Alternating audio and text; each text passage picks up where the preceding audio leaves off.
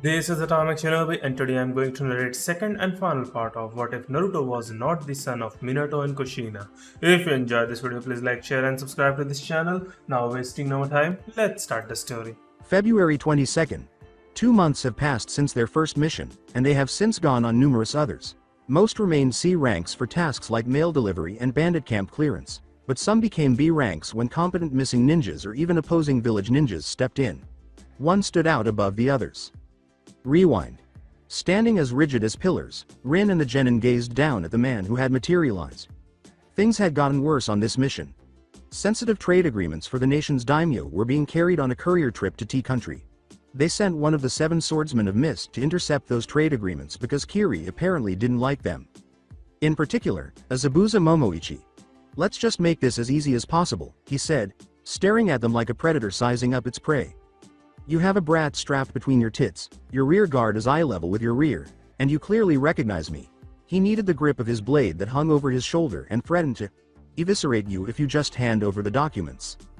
Glaring, Hiroshi stepped forward and said, "Wheel nay." Rin interrupted Hiroshi with, "Fine," and withdrew the scroll. The genin gave her a startled look and said, "What?" Nanami yelled, "You're just giving up that easily?" At Rin. "This isn't a game." Nanami, Rin scowled at her. "I will not engage a Junin in combat with a genin team and a baby." She scolded her as she threw the scroll at Zabuza, who caught it easily, saying, "It would be criminally negligent, especially if one of you died, in addition to being reckless, suicidal, and plain stupid." With a bandaged smirk, he addressed the group, saying, "Hey, you might be weak, but at least you're not stupid." He fled from his spot with a burst of water. Rin reanimated after a half-dozen seconds, saying, "All right, let's get started. As soon as possible," she said, directing the genin to take off. Hiroshi said, "But Sensei, you're still going towards T country." Rin looked around and said, "That's why I said very quickly, in a terrified tone."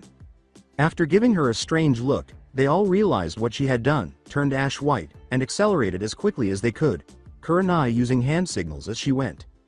With Zabuza. "That must have been the simplest A rank I've ever performed." As he ran across the ground toward Kiri, he thought, "Those tree huggers have no backbone at all, but they do have nice tits." Before long, he made the decision to see if anyone was pursuing him. He paused and placed his ear to the floor, listening for the vibrations of footsteps with his improved hearing. "It's odd that I no longer hear from the Konoha team."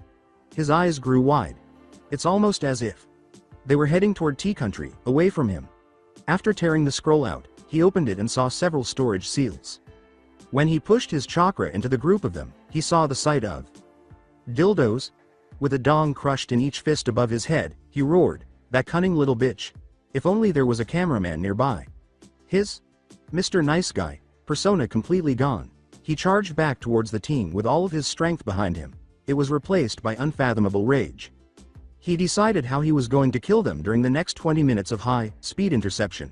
He would have realized he was in an anchored genjutsu for 15 of those minutes, Kori Shinshu no Jutsu. Sly mind-altering effect, to be exact, if he hadn't been in such a state of rage. After 5 minutes, he yelled, "Fucking son of a bitch." He was able to figure it out after he had calmed down.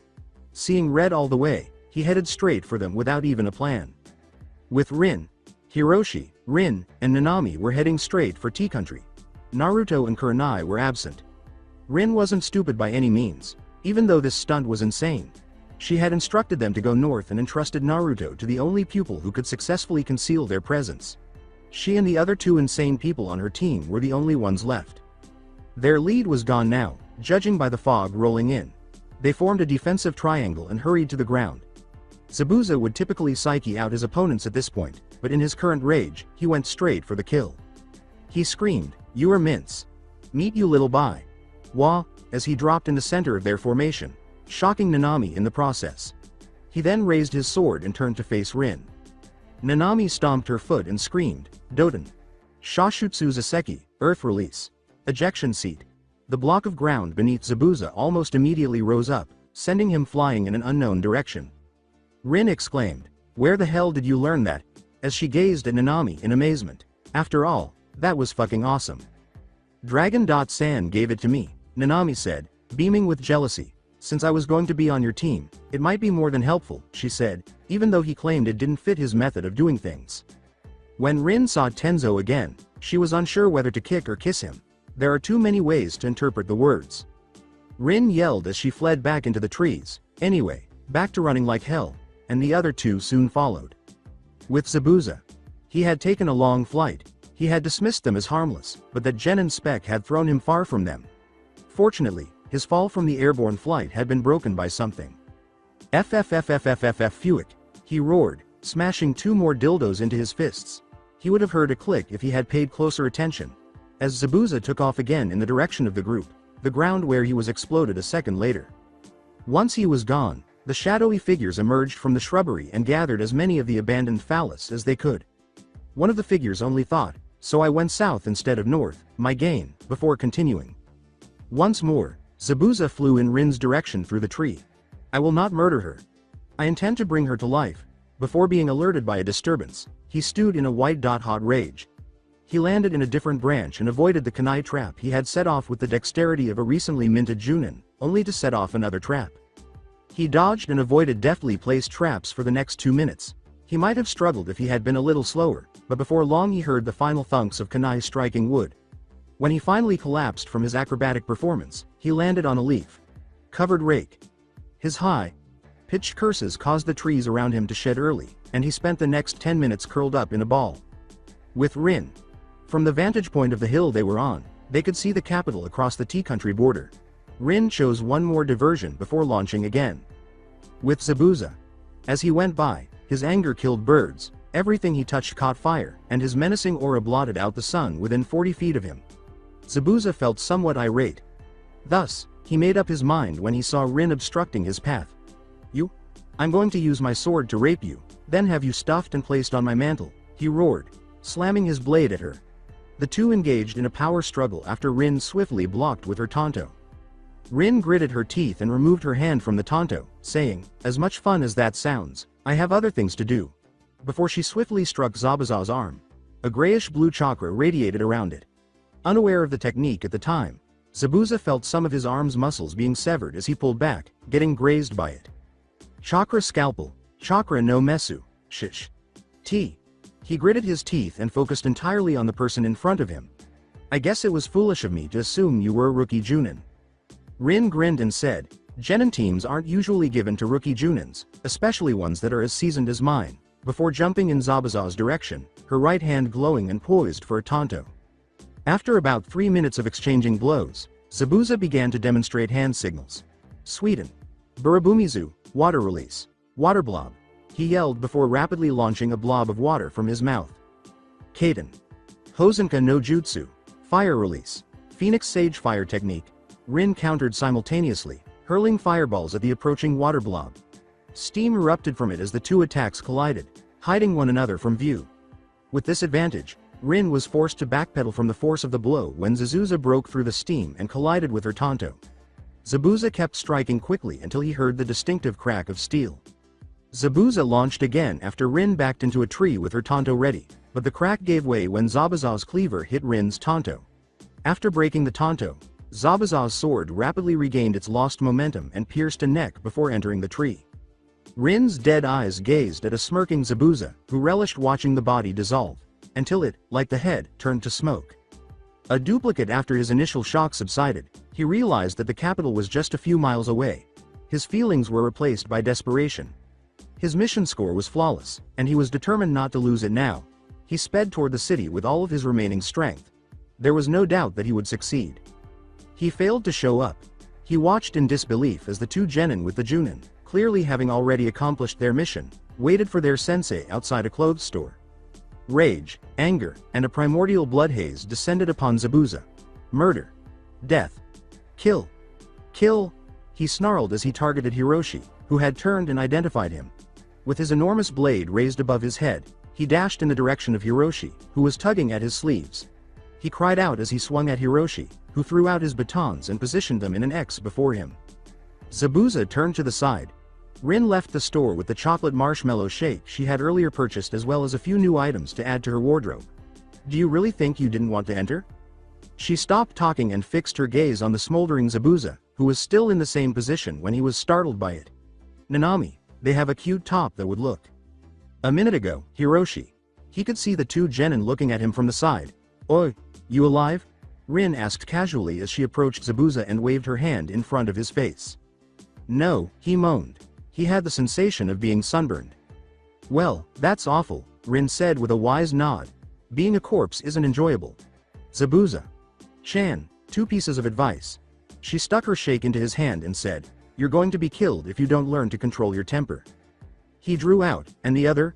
Rin placed a hand on his shoulder and smiled sickeningly sweetly, saying, don't underestimate your opponents.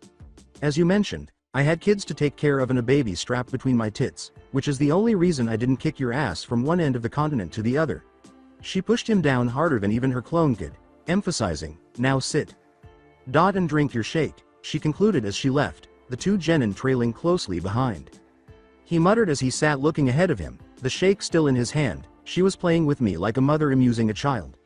Generally speaking, clones only absorbed a small portion of the user's strength, so if her clone was strong enough to last 3 minutes. She was correct.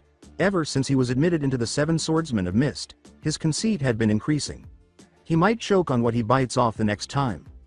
The fact that this brief conversation was the closest Zabuza would ever get to having a mother struck a sad note. As he prodded the straw through the burned bandages, he thought about that. A mother. He thought mockingly, hey, more like a mother demon, but the name stuck. This is a damn good shake, he said, glancing down at the cup. Clearly enormous flashback ends. Her effectiveness was not greatly impacted by the handicap of having a baby attached to her, however, it did result in some peculiarities. From one to the other. BWAHAHAHAHAHA as Suma approached the training area being used by Team Rin. What he saw there was not what he was used to seeing. Rin was complaining and seemed to be looking at a bingo book as the genin tried to reason with her. He approached the odd scene and lit a fresh cigarette. As the genin looked up, he said, hey guys, what's up? It was Kurenai who responded. Ka. Chan found out she's in the bingo book and she's not happy with it. Well, that's natural, nobody wants to be in a bingo book, Asuma said, raising an eyebrow and reaching into his flak jacket. The words, Mother Goose, were muttered by Rin before Kurenai could respond. Asuma stopped and gave her a perplexed look before asking, what? Rin pushed the bingo book into his hands while giving him a disgruntled look. Those fools in Kumo gave me that nickname. Mother Goose. They call me that after I snub one genin team.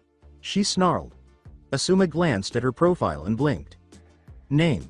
Inazuka Rin affiliation. Konohagakure no Sato. Rank. Junin class. Specialties. Medic Nin, Junin Sense, Frontline Combatant. Affiliates. Sarutobi Asuma, Nanami, Hiroshi, Yuhi Kurenai. Nicknames. Mother Goose Bounties. None issued at this time. Description. A Junin that leads a squad of genin with a baby strapped in front of her. For what purposes she brings a baby with her is under speculation, but with the addition of her genin squad's reported name for her, has led to her nickname by the team her squad engaged. She is skilled in the medical field and a user of a unique taijutsu style that has yet to be identified, but makes her dangerous in close combat. She has also been reported to utilize ninjutsu and genjutsu, making her a frontline combatant rather than a medic. Nin. Engage with extreme caution. Asuma snorted, blinked a couple of times, and then burst out laughing. Rin's mood only got worse because of this. With an angry glare, she yelled, "It's not funny," at the rolling Chunin. "You're right. It's absolutely hilarious. Imagine, Hajutsu. Dirty diaper barrage, snort." He said, suppressing his laughter to speak, and immediately started laughing again. That sounded pretty funny, Rin had to admit, and the genin seemed to think so too. However, she was still not fond of the moniker. HMPH, she crossed her arms and pouted. Nevertheless, Asuma made the decision to break the bad news to her. He threw another bingo book in front of Rin and said, "Well, if you don't like that one, how about this one?" As his laughter subsided, she noticed a Kiri bingo book when she looked down. However, the only Kiri person they ever hired was. That was only 2 weeks ago, she exclaimed as she hurriedly picked up the book and began looking through it. She blanched when she reached the page that featured her face. As she continued reading, she exclaimed, "The mother demon. What the hell is with Kiri and its weird fetish for demons?" She yelled. GCCKK. You uses female sex toys as decoys. As she glanced over at Kurenai, who was shuffling nervously. She attempted to protect herself from Rin's death glare by saying, "W. Well, you weren't very forthcoming in what you were going to use the scroll for." Rin sagged and muttered, "Give me a knife, I'm going to cut my guts out now." Before she followed through on her declaration, Asuma made the decision to lift her spirits. Come on Rin-chan, it isn't that bad. Worst case scenario, you get teased about it with one and possibly inspire a few girls to join the academy with the other. And it's not like you're stuck with them. In less than a year, the mission will be finished and you'll be back in the anonymity of Anbu. Rin's gloomy train of thought was abruptly stopped by that thought. After 2 minutes of wide-eyed staring at the ground from the outside, Rin turned to face the tiny figure pawing at a butterfly in his basket. With a mysterious new vigor, she replied, "You're right. Why am I sitting here sulking? Let's get back to training." After a few moments of staring at her in disbelief, the genin shrugged and complied. Knowing exactly what had motivated her, Asuma sat there for a moment before shaking his head and catching up. Yes, it's finished. Not anymore, for the time being. Asuma's forecasts came to pass. When word got out about a ninja mom in Konoha, young girls were motivated to enroll in the academy. Motivate what? Rin was completely clueless. She was not a psychiatrist, she was a kunoichi. Of course, there were Yamanaka, but that's a side topic. She just hoped she wouldn't come across a group of kunoichi on missions with infants strapped to them. The idea chilled her to the bone. Minutes after Kurenai, Hiroshi, and Nanami had halted their training, they were simply staring at Rin, who had been displaying a wide range of facial expressions, including frowning, smiling, looking confused, waving her hand in front of her face, and then seemingly experiencing uncontrollable spasms. Even though they knew her well enough to understand what she was doing by this point, it was still entertaining to watch. She was making gestures as though she was figuring out the meaning of life when Asuma shunshined directly in front of her, unfortunately, cutting short the spectacle. She yelled at the laughing Chunin, "Gia, damn it Asuma. Don't pop up in front of me while I'm thinking. Sorry to interrupt your outer expression of your inner monologue, but Pops wanted to see you and the team," he replied. "Oh no. He found out about the forest incident, didn't he?" she asked in a panic, raising her eyebrows before her eyes widened. "No," Asuma sighed deeply, "the deer. No, the shrine. No, that fat mayor. No, the representative from. No, the weasels. And what? The words. You weren't there for that one, trust me, you're lucky," were waved away by Rin. "He wants to talk about something else, and no, you're not in trouble," Asuma said, shaking his head. "Oh, all right. Dude." She stumbled as she turned to them to see they were right behind her. "Okay. All right, let's go," she said, gesturing for them to continue. He set pace with them as the group passed him, and Asuma, who had no sense of direction at all, could only shake his head as she changed her direction completely after 20 feet. In the Tower of Hokage, with a worried, dejected expression, Sarutobi perused the reports before him, and before he could read any more, he heard the characteristic arguing of what he had named the Rin Brigade, before someone knocked on his door. He called for, "Enter," before the argument carried on into the room. Rin said firmly, "We're burning that green abomination as soon as we get home, Hiroshi, regardless of whether it gives you the ability to jump through walls." Everyone else agreed, except Hiroshi, who retorted, "But he wears one, and he's got really wicked moves. He's a weirdo who tries to get young boys into spandex," Rin said. "In addition, he has the fashion sense of a mentally ill blind person. Give it." She gave the order and held out her hand. Hiroshi grudgingly gave Hiruzen what he recognized as a green leotard, and Hiruzen was able to identify the man who had given it to him. It was not enjoyable to watch an adult man in stretched spandex jump around the room chanting about youth, especially after smoking the strong stuff. Sandame did not like Guy. In fact, he detested him. If he wasn't as skilled at what he did, why would Hiruzen enjoy beating him out with his bow staff and setting him on fire? "Sorry Hokage.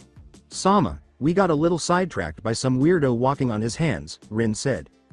"We've all had our unpleasant encounters with the green meanie," the Sandame said, nodding. "What?" Rin inquired, but Hiruzen's next statement overshadowed her, "As to why I've called you here. As you are aware, the Chunin exams were scheduled to take place in Konoha last autumn. That obviously did not occur. As a result, Suna's turn has arrived 2 months ahead of schedule." He picked up the forms and gave them to Rin, saying, "They are qualified to enter based on the amount of operations your team has." Suna. But how can they afford to host the Chunin exams when the economy has been in a slump for the past 2 years? Hiroshi inquired bewilderedly. Sarutobi laughed and said, "You know a lot, Hiroshi. Indeed, they had to miss their turn for the Chunin exams the last time they were up and have been in a slump for some time. However, since we are allies with Suna and didn't have one due to the aftermath of the attack, Konoha has partially funded the exams there using funds intended for the exams here. The genin gave him a perceptive nod. And Suna jumped on the offer since the exams tend to bolster a lot of business from travelers and potential clients, he said. Why do you think we should go to Hokage? Sama. Even though her team was tough, they had only been together for a few months. Surely there are more seasoned teams to send, she asked bewilderedly. He gestured silently. Actually, that is something I wish to discuss with you. Naruto needs his bath, and I'm sure you guys are hungry, she continued as she handed Naruto to Asuma, who reluctantly nodded and took. Naruto. She turned back to the Hokage after Asuma and her group had departed, asking, why had this had to be private, Hokage? Sama? She inquired. After signing, the exhausted elderly man replied, to maintain a generally positive attitude. The less people who are aware, the better. The Hokage slid a piece of paper across the desk, and Rin's eyes spoke of both confusion and dread. We can't be the only team out there, she tried to tell herself. You're not academically there. In a realistic sense, you are. As the Hokage went on, Rin picked up the piece of paper and said, you're the only team that is a cohesive unit, with an actual Junin. Sensei and seasoned, graduated genin. The teams they lead are so disorganized due to casualties that nearly none of the original genin are left, and only 2 other teams have the luxury of having a Junin to lead them. The loss of so many students has left the Junin themselves in ruins. Chunins are in charge of the other teams, which is turning out to be a nightmare. Their numbers are dropping like flies. A list of teams was on it, and half of them had all of the students' and teachers' names crossed out. One team even had just 1 genin survivor. The majority of those dead genin would have been cutouts from the academy.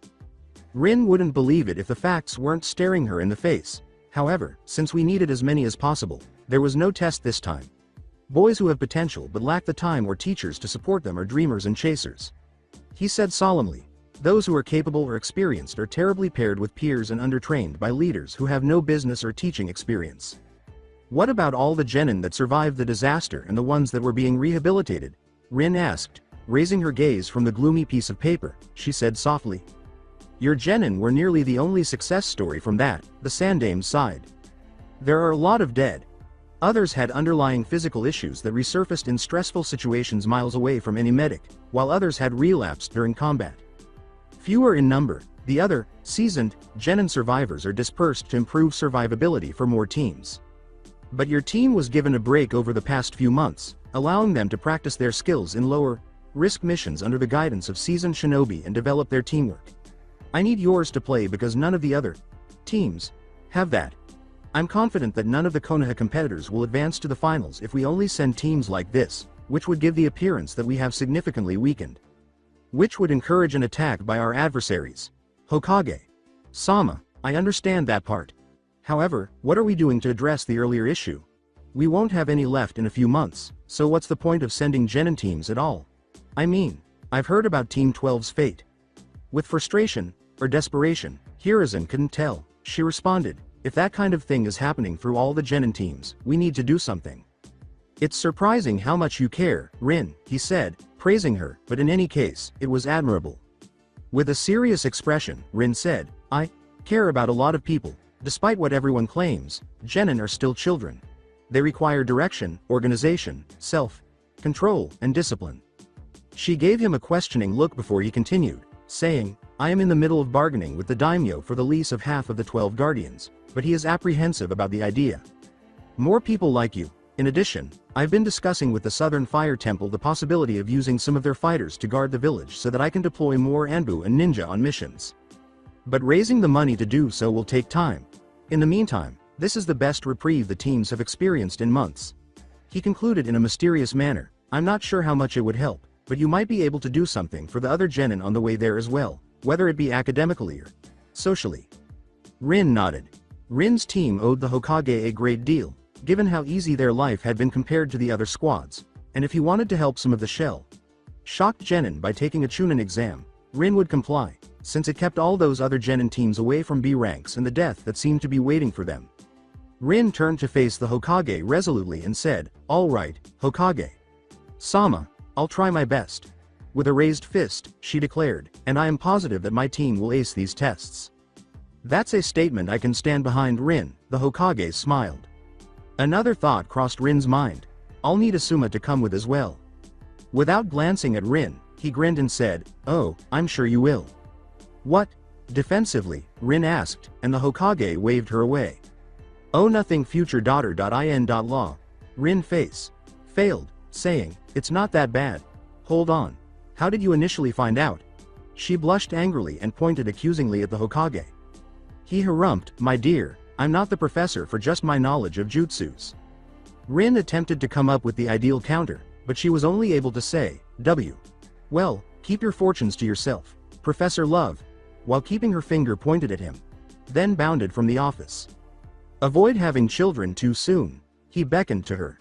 "Baka." He heard a muffled answer. Maybe Jiraiya rubbed off on him before he left. They so stuck with each other, he muttered in amusement. You can trust Asuma to pursue the village's strongest woman and one who is 4 years older than him. The Hokage took his orange book and pipe from his desk, opened it to a marked page, and then lit up, thinking, he couldn't have gotten it from me. Returning to the house. Honestly, where the hell did the Hokage get those ideas?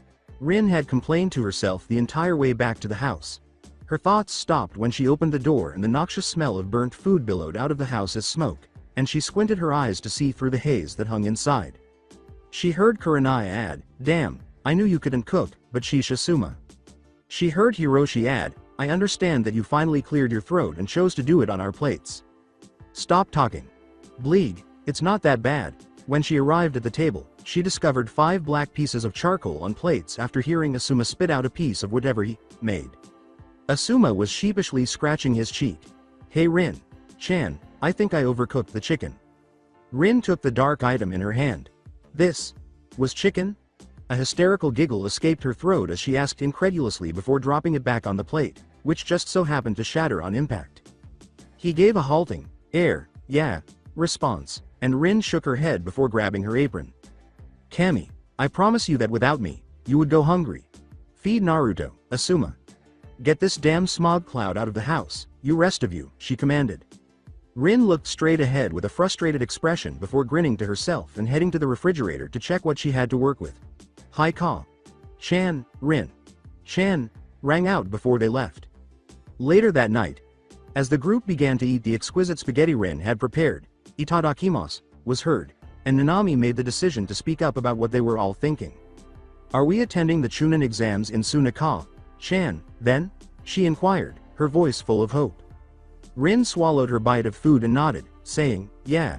She skirted the reality that they were the only real choice, saying, "Apparently Asuma and I are damned good teachers, 'cause we were first choice." "That's fantastic. I wonder if any members of our graduating class will be present as well. Since our teams were established, I haven't spoken to Roshi or Shinji," Hiroshi recalled. "Mikan and I haven't seen each other in a long time." Nanami smirked and gripped her tan bicep, declaring, "Boy will she be jealous when she finds out how strong I've gotten." Asuma and Kurenai noticed Rin's mood shift before it vanished into cheerfulness. Rin was quiet, and the names she heard from them were ones she saw on the roster as Kia. So much for trying to hide the truth. They would know exactly what was going on as soon as they saw the other teams. "We're leaving for Suna in 4 days, so you had better prepare yourself. Until then, get what you need and rest. Oh, and don't forget to sign those forms. They will only admit you as a group." "Wasn't that supposed to be part of the test?" Asuma perspired. He inquired directly.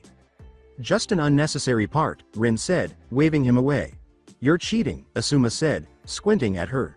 "What the hell is cheating?" snorted Rin.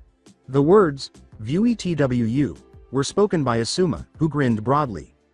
Rin looked down after blinking owlishly. "Oh, my meatball was that," she shouted, accusing Asuma with a finger. Gulp. "It's also absolutely true, it was also very tasty. I took a bit out of it," was written over a bulging vein on Rin's forehead. "It's even more delicious," Asuma said, raising his eyebrows at her. She screamed, "Eki," and threw her chopsticks at him, which he deflected with his own. At Asuma, she leapt over the table. Both of them fell like bricks.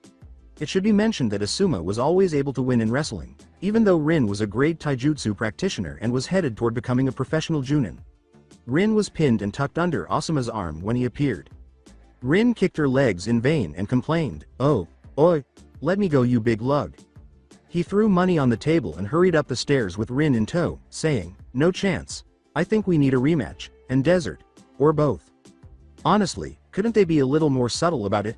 Kurenai said as she raked the money off the table, giving the genin the hint. Jealous because you're the only one in the house that hasn't hooked up? Nanami asked, smirking, turning her attention from the stairs to Kurenai. Kurenai gave her a rise. She blushed in embarrassment and stammered angrily, that has nothing to do with it. Hiroshi continued to eat and avoided the arguing. Before continuing to eat Rin's plate of food, the Sandaime said, young love. How I wish I could relive those days. Every genin had halted and was staring at the that had appeared out of nowhere, village leader. The million Ryu question was successfully formed by Hiroshi. Why are you here, Hokage? Sama. The Hokage paused his meal and turned to face Hiroshi. I don't know, he exclaimed, his eyes opening wide. Before the three genin began to sweat and make wrestling noises from upstairs, the room was quiet. Let it be known that although Asuma could win every time, he was too preoccupied with taking in the scenery to be concerned about winning in unique situations. Who has who pinned now? Was broadcast triumphantly from the upper floor. It was Rin's voice, of course. Love is afoot. Quickly. We must flee to safer grounds, the Hokage exclaimed in an odd way as everyone at the table blanched. He then grabbed all three genin by the collar and fled out the front door. After saying, "What the hell was MMMPH?" Asuma was silenced. Rin said arrogantly, "Don't try that old trick, keep going," from above. February 26th, in her bed, Rin writhed. A new bed was purchased after the incident, and the romantic monstrosity was crammed into the attic. Since Asuma stayed overnight frequently, Kurenai had converted the attic into her own bedroom. Although her new bed was nice and comfortable, she wasn't feeling comfortable in it at the moment. She felt as though someone was watching her. 3 sets of eyes were staring back at her when she opened them. Her eyes shifted to her alarm clock, which showed 6:30, and then back again. Her complaint was, "Do I have to?" Each of the 3 gave a determined nod. Despite her reluctance, she moaned as she walked to Naruto's room. After an hour, as she distributed the food among the 3, who were eyeing it like predators observing their prey, she declared, "Breakfast is ready. Enjoy it, cuz it'll be a cold day in hell before I do it again." Before the carnage began, the words, "Itadakimasu," were heard. It sounded both legion and demonic. Rin quickly retreated. As she started on her own plate and fed Naruto at the same time, she thought, really, it's just breakfast for heaven's sake. Asuma shouted, "Good morning, guys," as he rushed through the front door before pausing to take a whiff of the air. He screamed, "Breakfast," and, before the hungry trio could respond, he went supersonic and grabbed a plate full. They took what remained after calculating their losses. Rin complained, "Really, you're all nuts, it's just food." With an empty plate in front of him, Asuma bounded up from glomming down his plate and exclaimed, "Hardly. Your food is the best I've ever tasted. The world's strongest would get on their knees and beg for such delicacies. Chan, you are a goddess of cooking."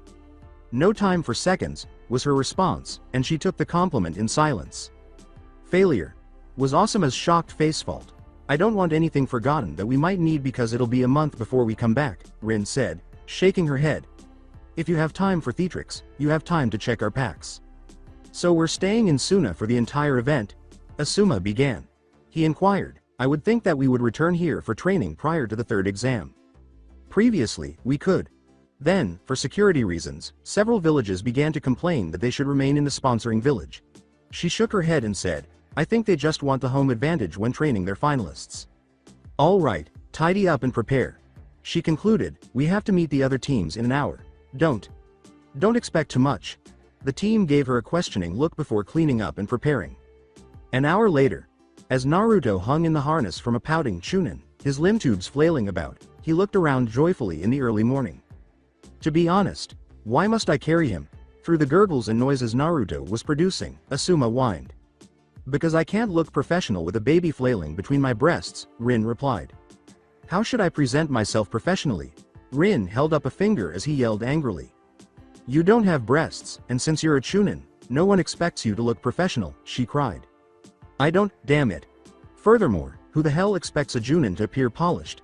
They were clearly excited about the Chunin exams, but they were also hoping to see all of their academy friends, so he complained, only momentarily noticing that the genin were passing them more quickly. When the other teams appeared, their moods swiftly shifted to bewilderment. They recognized very few faces, but what really perplexed them were the conditions of the other teams, who were ragged, exhausted, tense, and some even appeared shell-shocked. All in all, they all looked like they had just returned from the most dreadful mission of their lives. Though they were unaware of it, they had fallen behind Rin and Asuma. As they made their way to the other teams, Rin said softly, "I told you not to expect much." She wished she had heeded her own counsel as well, since the senseis for the teams appeared to be on par with, if not worse than, their charges. The Hokage had told her about 2 Junin, and she chose the female, who appeared to be closely observing her team, to spy on them. Rin called to the woman, excuse me," and when she turned around, Rin unconsciously stepped back. The Junin's eyes, which were dull and insane, looking green eyes with dark circles hanging beneath them as if she hadn't slept in days, shocked Rin more than her disheveled brown hair, which looked as though it had been neglected for weeks. "Yes. How may I assist you?" the Junin asked with a smile that only made Rin shudder and did little to reassure. "Yes, my team is taking part in the examinations, so I was curious as to whom I should check in with," Rin said uneasily, forcing herself to resist the urge to grab her kunai holster. The insane-looking Junin appeared to go into a daze before regaining consciousness. "Oh, I understand, hee. The Hokage informed us that Inuzuka Rin was in command," she said. Rin's brows shot upwards. "I'm in command?"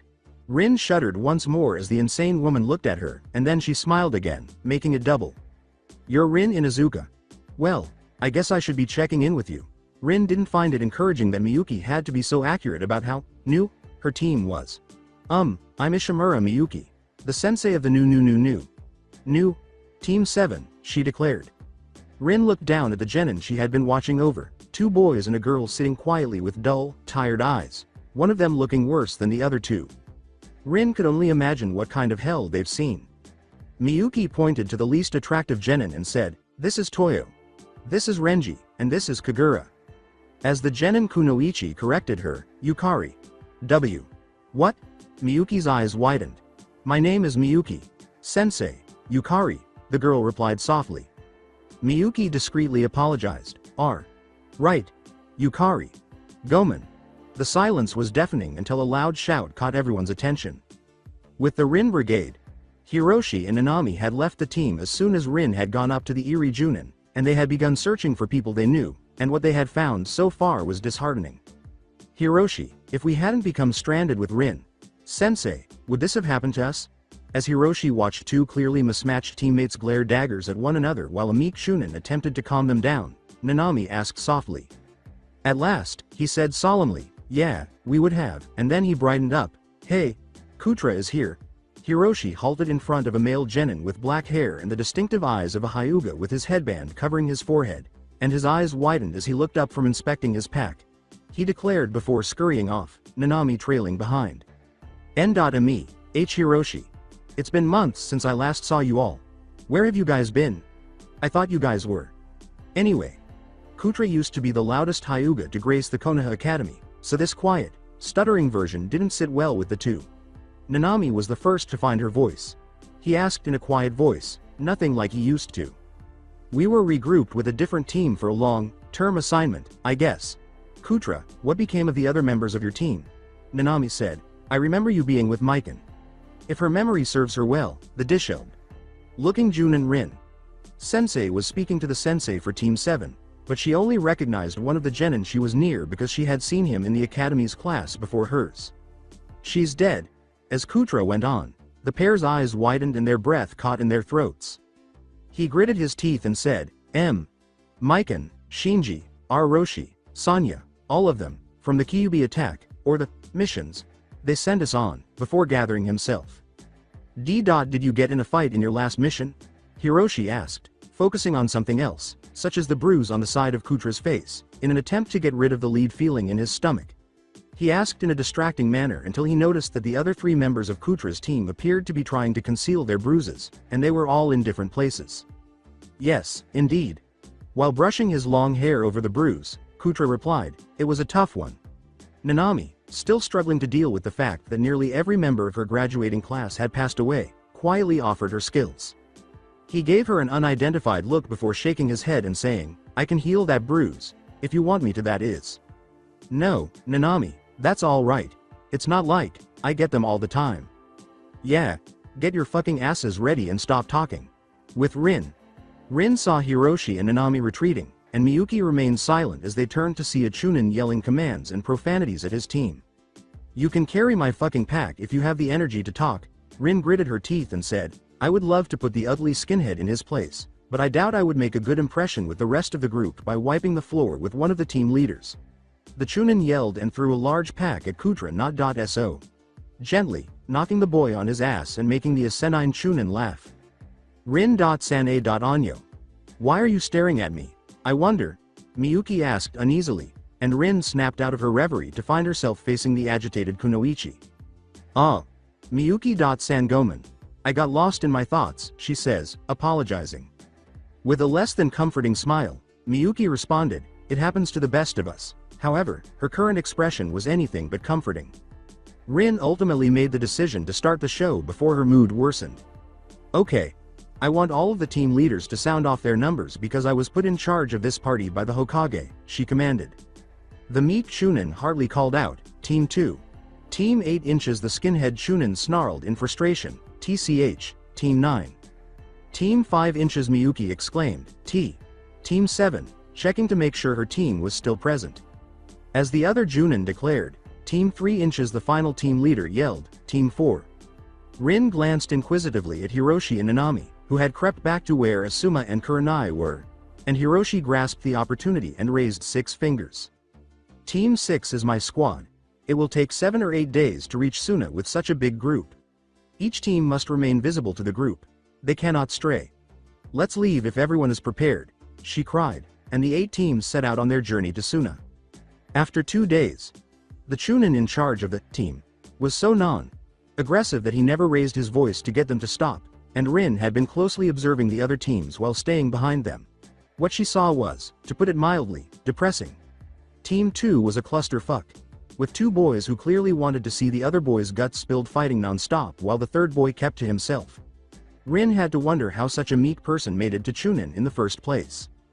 To put it mildly, Team 7 was a complete mess. According to Rin, the only reason Miyuki didn't have PTSD was because of her experience as a Junin, which means she would probably crash worse if she finally went over the edge. Their sensei, Miyuki, watched over her team fervently, as if they were going to vanish right in front of her. It was clear that she had PTSD, as were 2 of the 3 genin, the ones who had recently been transferred to Miyuki from a defunct team. Team 3 was merely an academic team. The Junin sensei seemed to distance himself from the genin he led, probably as a defense mechanism to prevent any heartache in the event that any of the genin in his group died. It may have kept him sane, but it did nothing for the genin, who seemed to have learned little from him and didn't radiate much self-esteem either. The girl on the team seemed to try to get his attention in a variety of ways, but without much success. Rin had spoken to the girl the day before, and the girl gabbed her ear off. It was clear that she was attention-starved. Her teammates certainly didn't talk much, as if they had taken their sensei's attitude.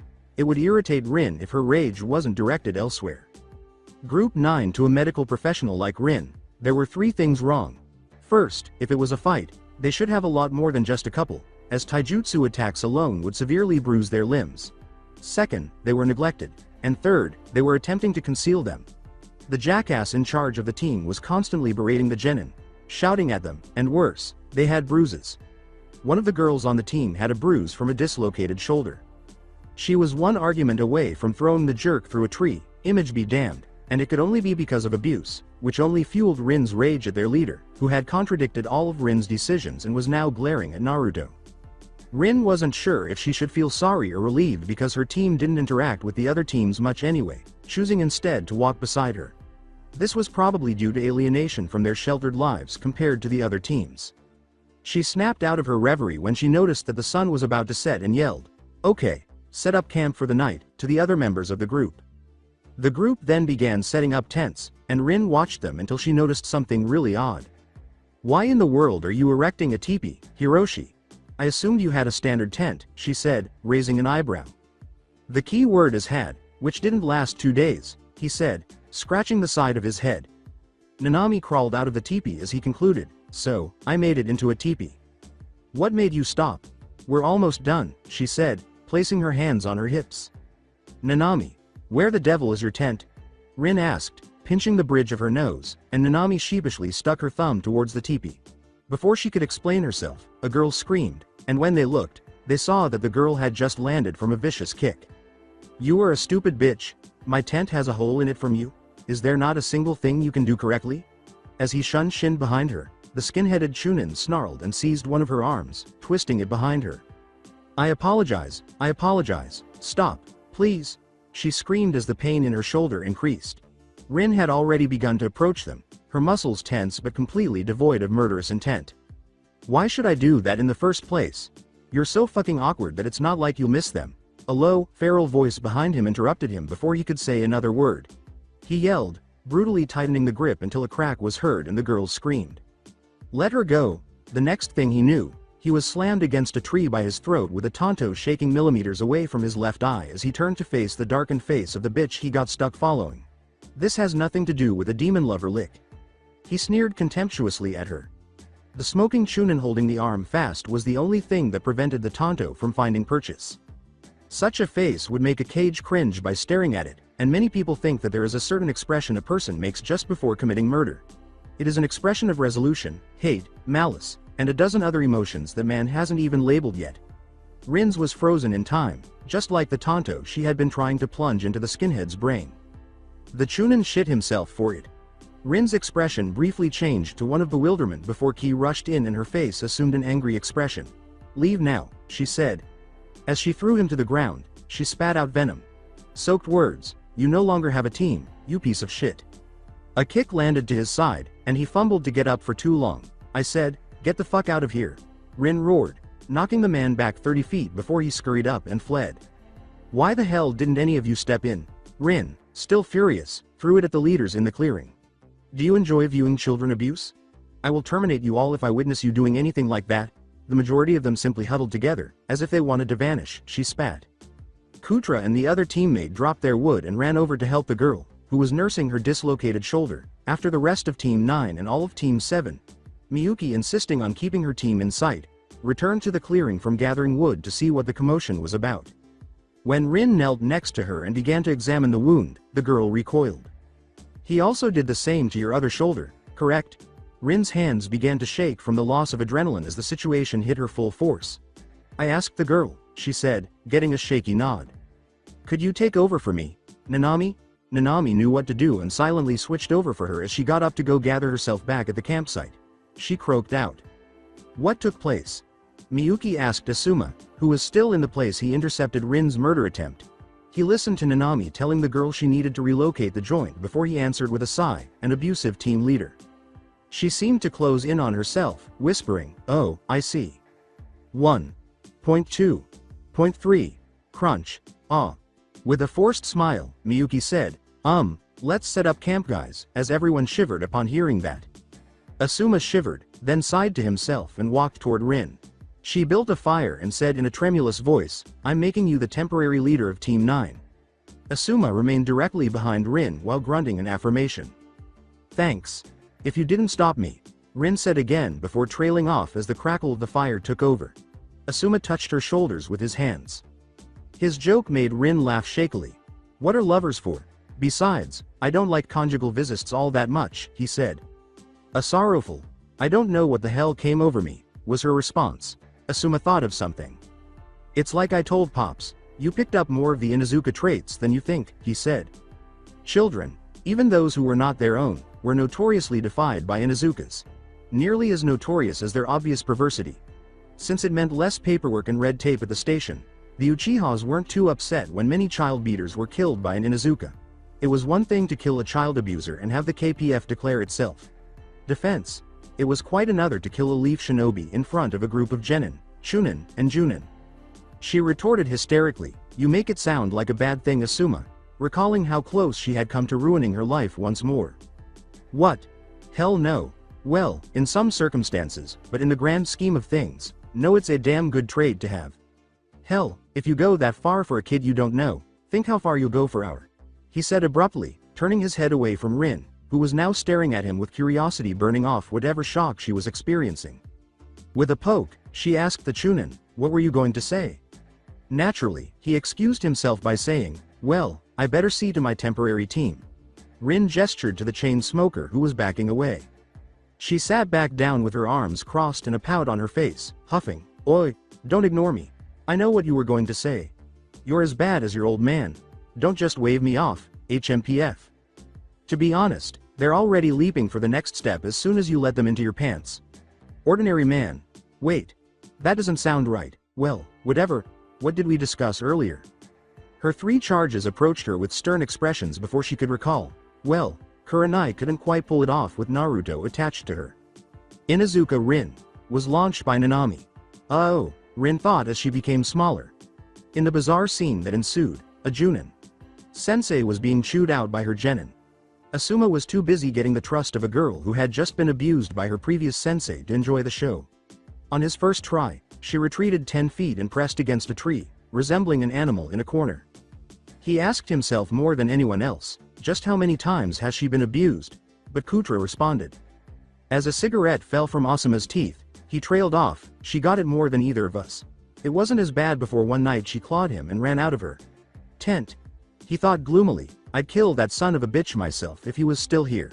He calmed down a moment later and turned to face the girl, saying, "She can't be more than 10. He didn't harm you at that time, did he?" Asuma grinned at the girl as she slowly shook her head in response to his evenly spaced question. "Did you assault him before he had a chance?" he asked, receiving a slow nod after a while. "Good girl," he said, praising her as he sat down 10 feet away from her, who was looking surprised. "I won't try to sugarcoat it or tell you lies. Everything that he did was incorrect, and I'm not going to do that." "How am I aware of that?" Asuma took it in stride and grinned, thinking, "It's a start," as he gestured behind himself. The girl snapped defiantly. "See the group behind me." The girl turned back to Asuma and saw the woman who had nearly killed the team leader repeatedly apologizing to 3 older children who appeared to be reprimanding her for her behavior. "Personally, I assisted in their training. Do any of them appear distressed or terrified?" he inquired. The girl turned back to Asuma and shook her head, seeing the genin embrace the woman after reprimanding her. They appeared to be more like a family than a team. "You can rely on me to treat you exactly the same way." He shifted so that he was sitting on the ground before taking out a cigarette. "I don't know how much I can help you before the first and second parts of the exam, but if you make it to the third, I'll make sure you're ready for it," he said to all 3, but mainly to the girl who appeared to be calming down. "What is your name, then?" he said to the girl with the purple hair, who appeared to consider telling him before lowering her gaze to the floor. "Yugo," was her hesitant response. He smiled and said, "Yugo, huh, that's a very pretty name," which unexpectedly made the girl blush. "How old are you, Yugo Chan?"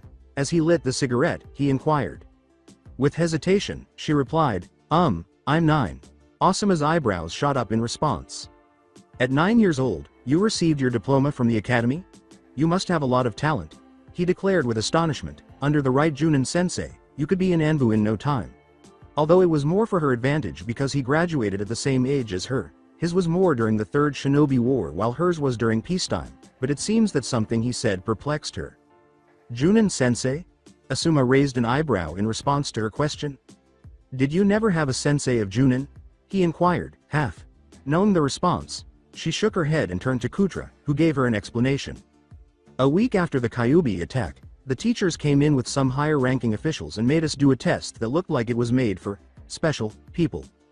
After a brief altercation, they made us perform the Bushin, Henge, and Kawarimi. Following that, there was a dispute between the officials and teachers, and everyone passed." Asuma appeared to have just taken a bite out of a lemon, as he was not prepared for all of that. "Then they gave us chunins and told us they'd be our instructors," he concluded.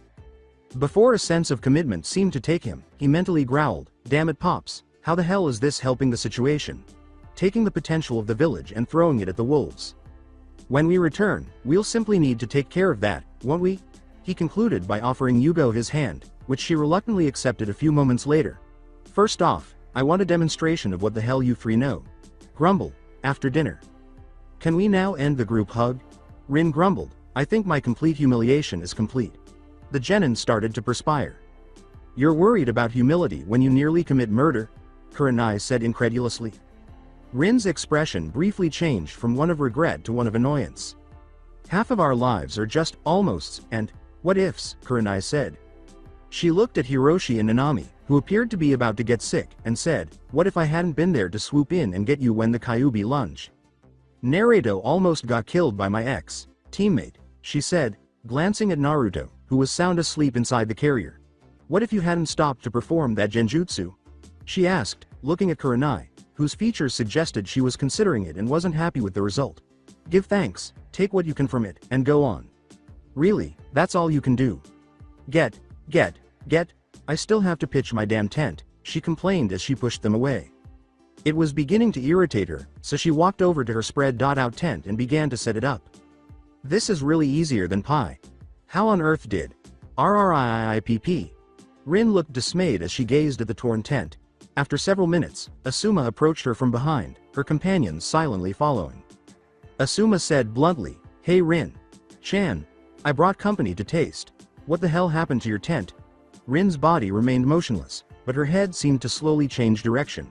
Conveniently, Team 9 positioned itself behind Asuma to protect her from the intimidating woman, but Asuma always managed to defuse her and see an opening. As he guided the twisted woman to the campfire, he softly said, "Okay, you prepared dinner for 8, and I'll try repairing your tent. Let's just put this down and head over there." As soon as he had her head straight again, he and Team 9 returned to the ruined tent and gazed at it. After using her fingers to pick it up, Yugo let it fall to the ground like a lifeless animal. Well, this thing is foobar. In a twisted way, Asuma found it cute to hear that from a 9-year-old, but it was the reality. How on earth am I going to make this right? The 4 for 100 Ryu was a bad deal, he told her. Asuma became confused and Kutra interrupted, "Is she always like that?" before pointing to Rin. As he watched Rin Shanghai Nanami emerge from her teepee to assist with dinner preparation, he clarified, "No, only when she's stressed out or hungry. Or tired. Or it's that time of the month. Other than that, she's usually cool-headed. She's been through a lot in the last year. We all really have. A teepee." However, that was a two-pronged solution. He became alert when he noticed Kurenai erecting her boondoggle tent. His face lit up with a grin. Asuma asked his group, "Any of you know how to sew?" After a scare, a rip, a crazy girl, and a misplaced personal tent.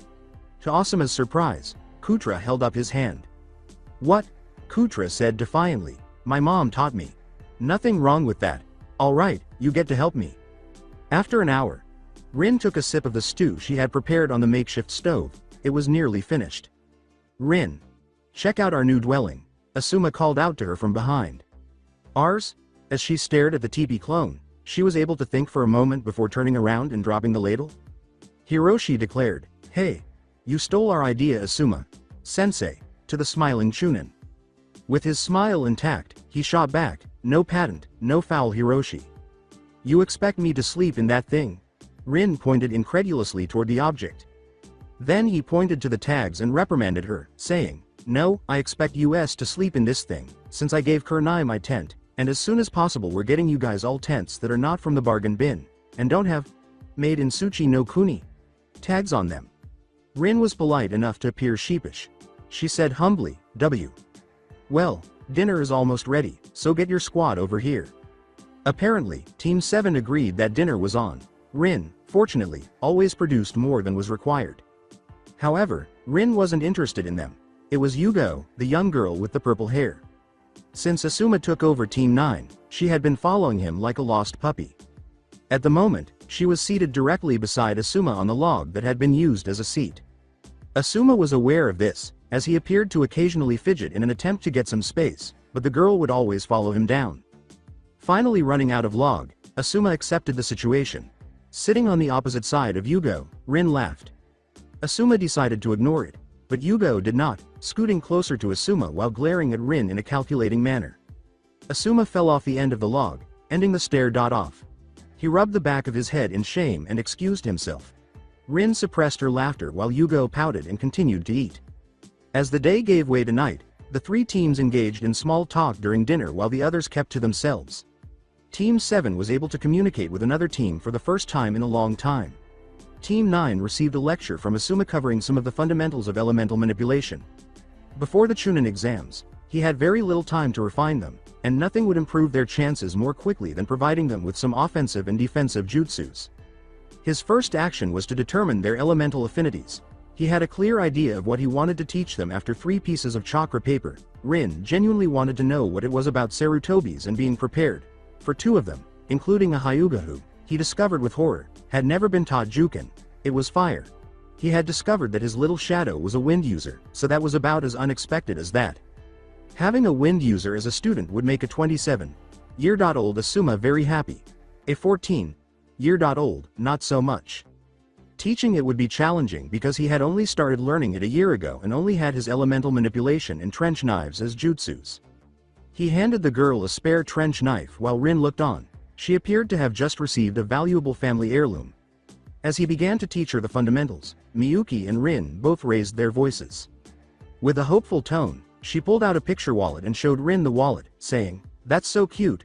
They look just like a parent and daughter. I hope I can have the same with my daughter." In it, a young girl who appeared to be a year or older, with brown eyes and brown hair pulled up in pigtails, gazed in wonder at the camera while Miyuki, who appeared much happier and more composed, had her arms encircling her from above. If Rin hadn't caught a glimpse of the picture underneath, she would have commented on the adorable image. Miyuki returned the wallet to her pack before figuring out what it was. Her further explanation that, "It's a little old, since I haven't seen her in a few months," caused Rin's interest to change. She questioned bewilderedly, "A few months? Where has she been staying? With her father?" As her eyes grew even more lifeless, she replied, No he died a month before the attack so. I had to give her up to the orphanage, something Rin had previously believed was impossible." "Why? Isn't there anybody you could have left her with?" Rin asked frantically as her eyes widened. Although she knew enough children in the academy who lived in orphanages, she was never required to do so. For a child, the orphanages were a terrible experience. Overcrowded, underfunded, and lacking in the love and care a child needed as they grew up. She tried to end on a positive note by shaking her head and saying, "Ishimura is just a pretty name on a piece of paper. I was an orphan. Her father was an orphan, and she... Well, who knows what tomorrow might bring, haha." In Rin's ears, it only made things worse. "You shouldn't talk like that. Of course you'll get to see her again. This nightmare can't last forever. I better check on my team. Gotta make sure they don't get lost. Or walk into a minefield. Or get abducted. Or burn alive," Miyuki said, her eyes shading. It lasted long enough for them. Anyway, she trailed down to a whisper before getting up and heading to where her team was practicing. Rin could only watch as she described how someone could pass away. Now, she was curious to see what that picture was. Before she could continue to think about it, Asuma approached with a sheepish grin. Rin. Chan. Remember when I said we would be sleeping in the same tent? Well. Rin's face was displeased as she gazed at the teepee's ceiling. Then she turned to see Asuma snoring just as loudly on the other side of her and a purple-haired girl snoring away like a buzzsaw. According to Asuma, some spat with her teacher is what caused Yugo to lose her tent. He was evasive about the specifics, but Rin chose not to pursue the issue for fear that she might learn and try to track him down and gradually kill him.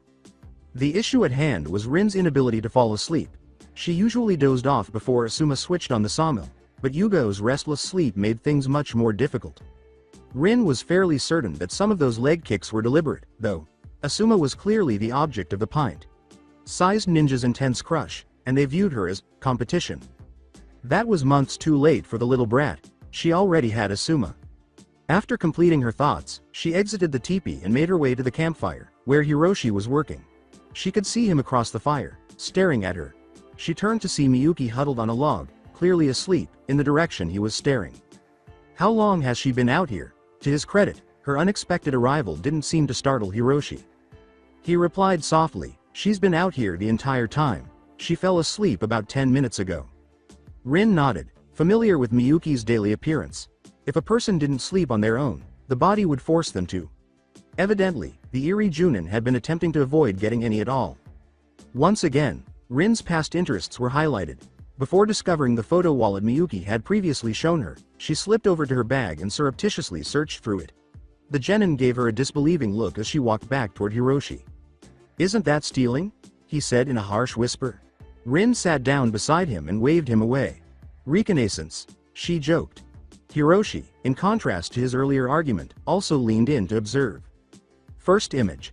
A brown-haired man holding a younger, healthier-looking Miyuki. Second image. The couple's wedding portrait. The third image shows a pregnant Miyuki with a man behind her holding her stomach.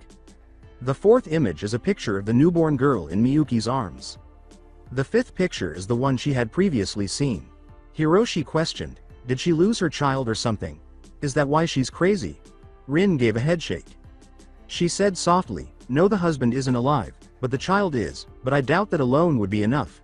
She then began looking through the remaining ones. The sixth image showed Miyuki with Team 7, or so she believed, but none of the faces were familiar. Hiroshi realized, hey, those are kids from our graduating class. At that, Rin raised an eyebrow. The seventh image shows 3 other students, including Toyo, with a solemn-looking Miyuki. Only the orange-haired girl in the photo appeared happy, but there were hints that she was trying to. That's Mikan, Hiroshi muttered bewilderedly, but she was on Team 3. Rin felt an uneasy sensation in her stomach. The eighth image showed a clearly Uchiha man in place of the orange-haired girl. Miyuki's smile was forced. What? The ninth image showed just Toyo and Miyuki remaining. Where the Uchiha and the other boy were absent, 2 girls took their places. Toyo appeared broken, and her lifeless eyes were not brightened by Miyuki's smile. The 10th image made Rin want to shudder, just like Hiroshi had just done. She would have if not for her experience. Miyuki's insane face was fully developed, complete with pinpoint pupils. Toyo appeared to have completely shut down his emotions. Yukari appeared extremely uneasy, and Renji gave Miyuki a worried look. It must have been the most eerie image Rin had ever seen, but it was also clear that the woman was trying desperately to hold on to something to prevent herself from losing her mind. Rin nodded even though the statement, they're all dead aren't they, was more of a declaration than a question. After a moment of silence, Hiroshi said, so that leaves. How many teams left? Rin reasoned that since he was already aware of the majority of the facts, there was no reason to keep them from him. 12. 11 of them multiply cannibalized like Miyuki's. I can't even imagine losing one student after all that's happened. Rin couldn't either. Another name to add to the list of senseis, teammates, and friends who have passed away. She would be a complete mess. Rin's entire focus returned to him as Hiroshi thought, perhaps we can assist her or something. She slammed the concept. No, keep your distance from her. She's a Junin after all. You're not going to start that whole, Junin can control their emotions. Rubbishar. Hiroshi shot her a stern look. No, Hiroshi. She's a Junin in skill and combat, so do you really think you could hold your own against her if she did snap?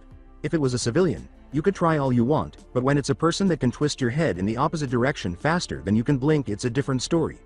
I don't think this trip is helping her at all either, she said with an authoritative expression. Hiroshi shuddered and went pale at the thought. She started to say, just leave anything to do with her to me. But before she could finish, Miyuki started to move. She still had the wallet in her hand, Rin realized. She threw the wallet at the bag, tipping it over and spilling its contents, leaving the wallet lying with it, using quick thinking and precise aim. Satirefully deadpanned, smooth, Hiroshi gained a bulging vein from Rin. She retorted angrily, the firelight confused me. When Miyuki finally awoke, her face changed from stunned to appalled. She leapt out of her chair and ran to her students' tents. As though to confirm that they were still there, she jerked open each door. After inspecting all 3 tents, she returned to her seat with a noticeable sense of relaxation. Rin considered saying something, but before she could, she saw the anger on Miyuki's face. Then, she lifted her hand and gave herself a cheek slap. When she did, Rin and Hiroshi both winced. It must have been painful, given the loud crack. They realized they were correct when tears began to stream down her cheeks. Only when Miyuki regained her focus did she see Rin's and her students' faces staring at her from the other side of the fire. When embarrassment set in, her face flushed. She chuckled nervously, or at least they assumed she was. Just trying to stay awake, you know, ha ha ha ha ha. It seemed that Hiroshi was the first to find his voice. Maybe you should just get some sleep. No, Hiroshi immediately stopped talking. Haha, I mean, what if something happens? I can't save them if they get abducted if I'm asleep. Get abducted and Rin questioned, like Mikan? Miyuki's attempt at a polite, appeasing face vanished in an instant, leaving her with the expression a professional killer would give their adversary. How did you know that?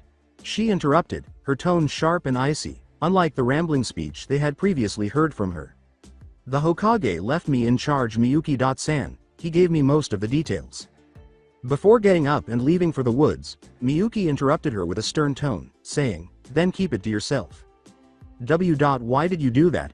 Hiroshi said in a voice that was shaking. He was really frightened by that brief encounter. She looked at her terrified pupil. 1. To prove a point to you. 2. To see how bad she really is. I don't want you or the other two anywhere near her. In fact, stay away from her team altogether. Hiroshi shot back, it's kind of difficult when they invite themselves over for dinner. That can't be helped. In fact, it might be a good opportunity. Just stay near me or Asuma, Rin conceded. Asuma is just a chunin, Hiroshi shot back. So he says he is. But then how did he intercept me from killing that other chunin? Rin laughed. Asuma was more powerful than he gave the impression. Anyways, go back to bed. I don't want you out here alone with her, so I'll stay up. After nodding, Hiroshi began walking back to his teepee, but he stopped and turned to face Rin again. He began, "Hey Ka. Sensei," and then he and she both stared at each other. He blinked. The next thing he knew, Rin was standing in front of him, wearing his glasses, and his vision was blurry. Wow. I still have a ways to go, Hiroshi muttered in amazement. As she removed Hiroshi's glasses and replaced them on his face, Rin said, "Yes, you do. But you'll get there eventually." After giving a stupid nude, Hiroshi resumed his journey back to his teepee. The journey took forever. Miyuki was fortunate enough to regain her semblance of sanity, but it was clear that Rin had touched a nerve with the woman because it was more punctured than Swiss cheese. Rewind. After Rin's brief altercation, Miyuki assisted her students in packing up their tents the following morning. Rin was arguing with her group about how in the world they were going to pack up the two teepees. There, haha. Good to go, Renji. Now I can help you out, Kagura. Sensei. My name's Yukar. Miyuki yelled, I know what your fucking name is, at the girl. H.S. Sensei. Was the girl's tremulous cry as tears streamed down her cheeks from terrified eyes. Aside from Hiroshi and Rin, everyone on teams 6 and 9 gaped in disbelief at what had just transpired. Rin shook her head when they looked at her. The poor girl would be called Kagura for the rest of her life, never having the guts to try to correct the woman again, but fortunately Mikuki recovered and apologized to her. End of flashback. Overall, it really screwed up trip.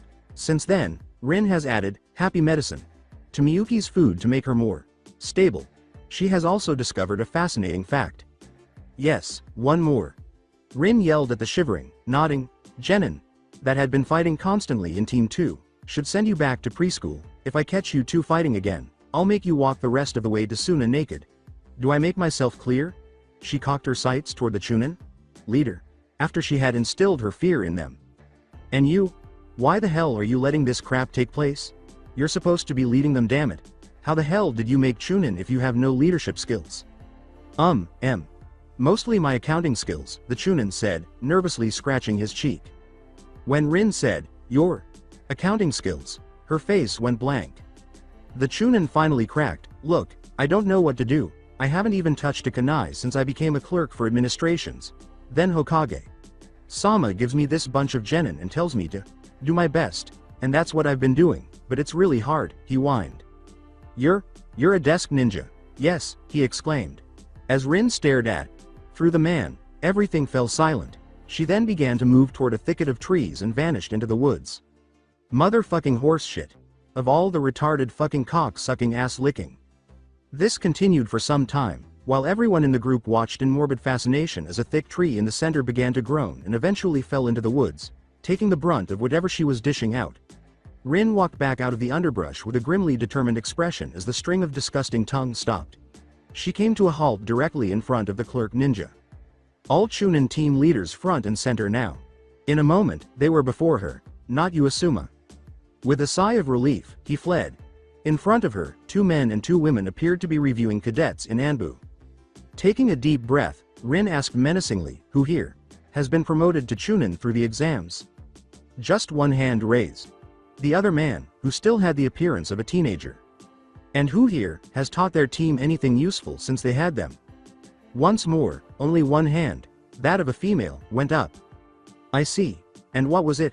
Rin said, clenching her teeth. Sticking a leaf to your forehead. Rin growled just inches from the woman's face, that's an exercise for first-year academy students. The Chunin squeaked, W.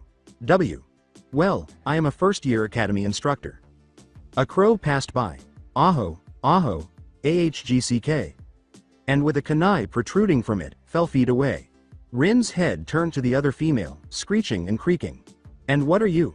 The phrase, I'm from the decryption corps, terrified her to no end. When she looked at the final male, it did the same. Are you also a desk ninja? She asked in a sarcastic manner. The Chunin gave a headshake. She snarled, so why haven't you taught them anything? Unless you want me to teach them seduction skills, I'm at a loss, he replied. Rin appeared to be about to explode, but then she stopped, looked up, and grinned. You know what? Yes. I do want you to teach them seduction skills. All of them. Everything you know. But they can't be any older than 12, the Chunin said, staring at her. Rin bellowed, that's an order, and you start now. Shutting up, the Chunin saluted and sprinted in the direction of his group. Then she tilted her head in the direction of the other Chunin. As for you three, starting now you are under my command. You are my bitches. If I ask you to sit on a fence pole, you ask how deep. You're not in your cozy desk chairs anymore. I am going to train your ass to the ground until the Chunin exams, and my genin, my real genin, are going to train yours, because any one of them could kick all your asses at the same time. Hiroshi, Nanami, Kurenai. In an instant, all three were present. Hi-ka, sensei. Pick a team and start them on tree climbing. You are in command, so keep them motivated. Before giving a fictitious salute and heading in the direction of the groups, the three's eyes widened. The academy teacher went, but they're just genin. Rin was giving her a heated look. Rin shot back, and what does that say about you? After giving it some thought, the woman was unable to even look at Rin. The words, now, my little bitches, we are going to start off with some laps, were spoken as Rin clapped her hands together, a twisted smile spreading across her face. What was the teacher's expression as it went white? Rin said, now, smack, and gave her a hard slap on the ass, causing the woman to scream and comply. A moment later, the other two did the same. Rin ran behind them, barking at them. When Rin stopped running and turned her threatening face in their direction, the other two Junin stared in amazement at what she had just done. What are you two doing? She asked calmly and menacingly. Miyuki wanted to wet her pants, too. Miyuki shrewdly replied, teaching, yes, we're going to teach our students things, and fled, with the other Junin feeling compelled to follow suit. Rin then began running behind her bitches once more. Stop scrolling. The page has ended. Asuma told Rin, you should be a teacher, while they were strolling. She moaned as she looked at the Chunin dragging their feet in front of her, whom she had not yet learned the names of and had only named bitch numbers 1, 2, and 3. Peeved. I already am 1. Honestly, first 3 genin, then 3 Chunin. What next, 3 Tokubetsu Junin? She asked.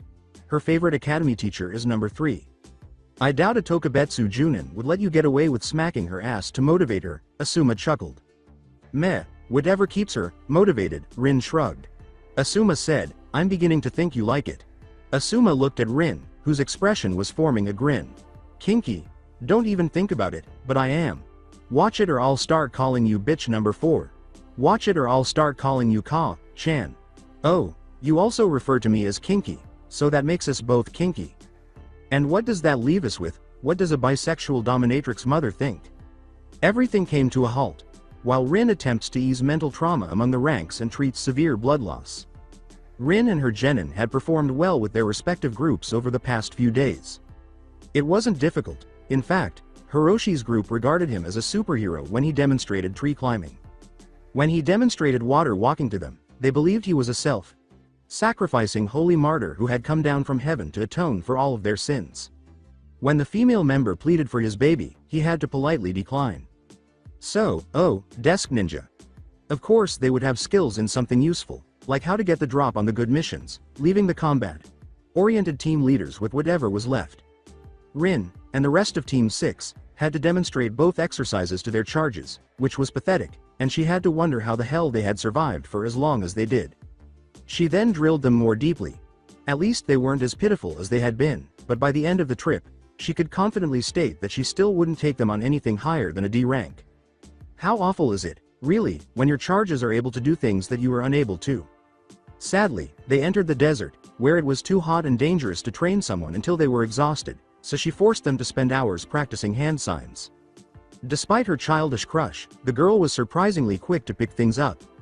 Perhaps this was because Asuma was teaching her, but Rin suspected it wasn't. She could already cut a quarter of the way through the leaf exercise that Asuma had taught her, and she was skillfully learning how to fight with the trench knife Asuma had given her. Rin found that watching Asuma try to shake his new purple shadow was what made the tedious and boring trip through the desert at least bearable while her victims twiddled their hands. The fact that she graduated at the age of 9 demonstrated talent. After these tests were completed, Rin had some important recommendations for the Hokage. And if it came down to it, she meant ass chewing when she said suggestions. The first was to remove Miyuki from active duty until she was mentally sound, which could mean the end of her career given the length of time it might take, but the alternatives weren't good. The second was that Team 9 be assigned a Junin sensei, a real Junin sensei. They all needed proper instructors, even those with Junin. Miyuki may have been a good sensei when she was sane, but now all of her energy was spent shielding her genin in paranoia. The other bitcha, Chunin, had nothing to teach. There was too much latent potential for that team to be thrown to the wolves like so many others had been. What a mess. They sighed in relief as the plateau walls of Suna emerged from the top of the dune they were traversing. Pay attention. We will be representing Konoha's finest once we arrive in Suna. I therefore expect you to behave yourself to the highest standard because bad behavior in Suna reflects poorly on Konoha, which could endanger our alliance or even spark a war. No, I'm not being overly dramatic. Nevertheless, you will have a better chance of passing the tests if you apply the knowledge you have gained during your time as a student. Ironically, the teams led by her bitches gave their leaders a fierce look as they appeared to falter under the strain. They could all relate to her crude statement, now that that's out of the way, let's get the hell out of this giant sand trap. I think my feet are one big friction burn. It didn't help that sand could and did get anywhere, even though you could walk on top of most of it using chakra. A gust of wind sand picking up your feet incorrectly. Sand set up a tent. Sand make an effort to remove the sand. More sand. It all came down to adaptation. Suna nins knew how to wear clothing that kept sand out, how to keep it out of their food. Rin had to slap Hiroshi over the head for his remark about her sandwiches, how to minimize the amount of sand that clung to them because they were accustomed to the heat and sweated less. Konoha nins, not so much. However, they received some twisted retaliation when they saw visiting Suna virgin nin try to weave their way through tree branches. This is difficult to do at shinobi speed while keeping your chakra control at the proper level, keeping an eye out for enemies or traps, trying to coordinate leaps with teammates if you were in a group, and waiting for your next leap point. To be honest, did they really believe that every tree in Hai no Kuni had a perfectly horizontal branch with no obstacles? That was just silly, because trees tend to grow up, not out. Yes, many visitors' first impression of the village is waking up in the luxurious accommodations of Konoha Hospital and leaving with a concussion from the resulting meeting with the ground and some broken appendages. If you ask Rin, they were more tourists than shinobi. The Suna Chunin saw a big group of Konoha ninja leave the last dune of the desert and make their way to the gates. Based on the number of genin present, he could tell that it was the teams taking the Chunin exams. As they got closer, he searched for familiar faces and soon saw Sarutobi Asuma, the Sandaime Hokage's youngest son, who appeared to be in charge of a genin team but was, if he recalled correctly, only a Chunin. He set those thoughts aside and looked around the crowd, noticing a number of uninteresting faces until he spotted a famous Junin with a baby shaded in a basket. He looked at her and then took out a bingo book, which was different from other bingo books in that it was used by the Konoha-Suna alliance to identify allied shinobi, with general information and rumors to go along with it. This woman was easily in the top 20. 5. Inuzuka Rin was not as well known as her former teammate, but she was well versed in medical jutsu, Junin rank, and rumored to have been in Anbu. She had just appeared out of nowhere a few months ago with a newborn, and had caught Kumo's attention enough to earn the nickname, Mother Goose. She truly lived up to the name when he saw her now with the baby and her genin team, another thing that had just materialized. He became anxious as she approached because he couldn't tell her personality, so anything could be taboo, and he wasn't prepared for what was about to happen. Halt. Describe your business. Whoa, an authentic Suna nin. How in the world do you live here? She complained. As she ranted about what she had sand in, the guard's mouth fell open. And I'm getting a farmer's tan from this sun, I'll have to tan the remainder of it now. He and Asuma were both down. 5 minutes later, they regained consciousness. She put tissue up the Chunin's nose and said, anyway, we're the Konoha teams taking part in the Chunin exams. Dravelghm Pampers, Rin began patting herself down after her eyes widened. What on earth did I do with those things? She swore to herself as she removed her jacket and shook it upside down. but she was only wearing the tube top and not the mesh because of the heat. It was only a tube top, though. Rin was also shaking her coat back and forth. Physics. Thud. The Chunin again appeared, along with Asuma, Hiroshi, all the males nearby, and even a few females. "Ah, they're here," she exclaimed as she took them from her shorts cargo pocket. After 10 minutes, a female Chunin replaced the Chunin, who was taken to the hospital for a blood transfusion. "There will be a liaison waiting for you inside." The Chunin jabbed with a fake smile. "Welcome to Sanagakure. And please try to keep your shirt on." Rin huffed and placed her hands on her hips. "Well, if you excited them, I wouldn't need to." As the group wandered past the entrance, the Chunin's eye twitched. She was dressed as the majority of Suna Kunoichi. She glanced up at the Plateu face's steps after they had left. "Am I attractive? Tell me I'm attractive."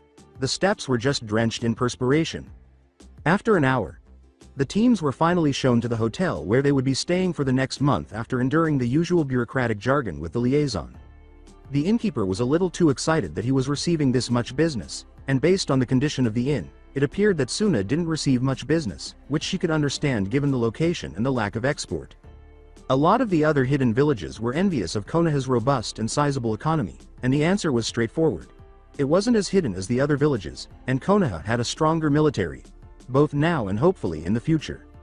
Let's take the example of Waterfall, which was so incredibly well hidden that if you asked a merchant where it was, he would probably laugh at you and then kick you in the leg for being so clever.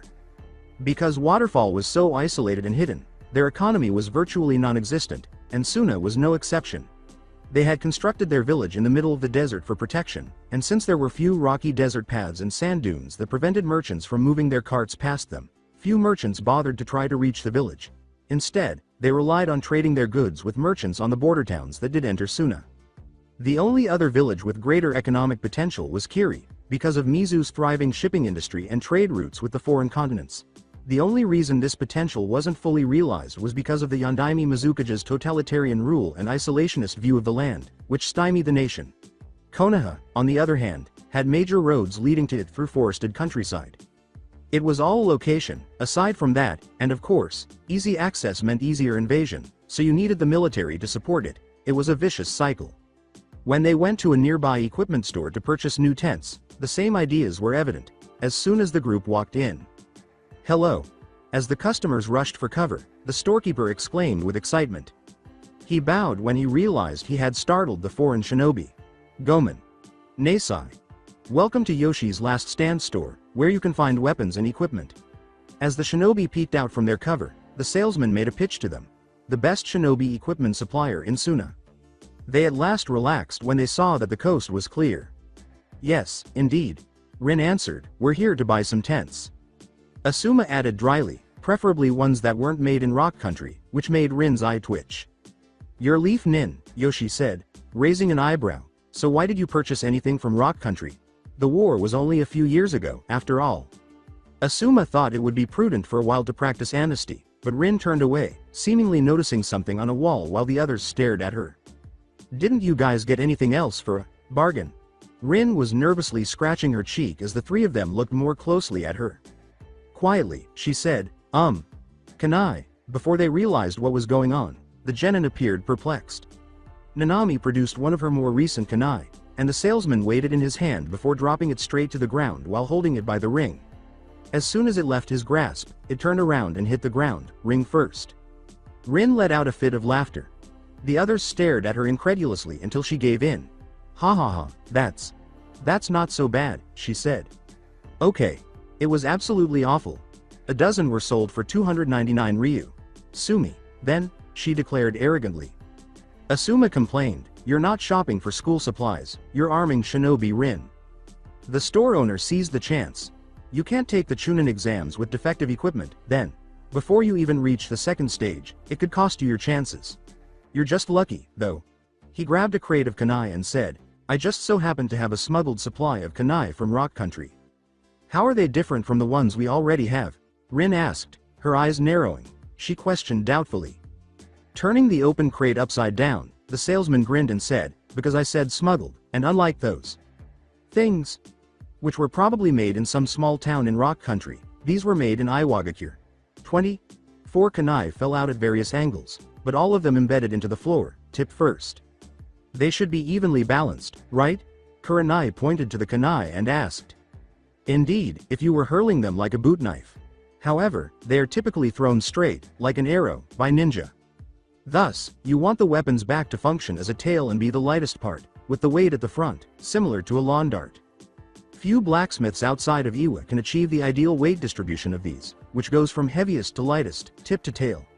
They're water-folded as well, he added, pausing to pick one up off the ground and show it. They will rarely lose an edge, but not as effectively as a katana. Mind you. If you don't lose them, these are weapons that will last a lifetime. The genin was salivating. What is their price? Rin asked, fearing the response. I have 3 dozen left, so you're in luck. Rin went limp when he said, I'll sell them to you for 7,000 ryu, about $700. The genin began removing their wallets before she could say anything. That's just 1,750 for 9 of them. Isn't that well worth the cost, Sensei? As he took out the cash required to purchase his share of the kunai, Hiroshi inquired.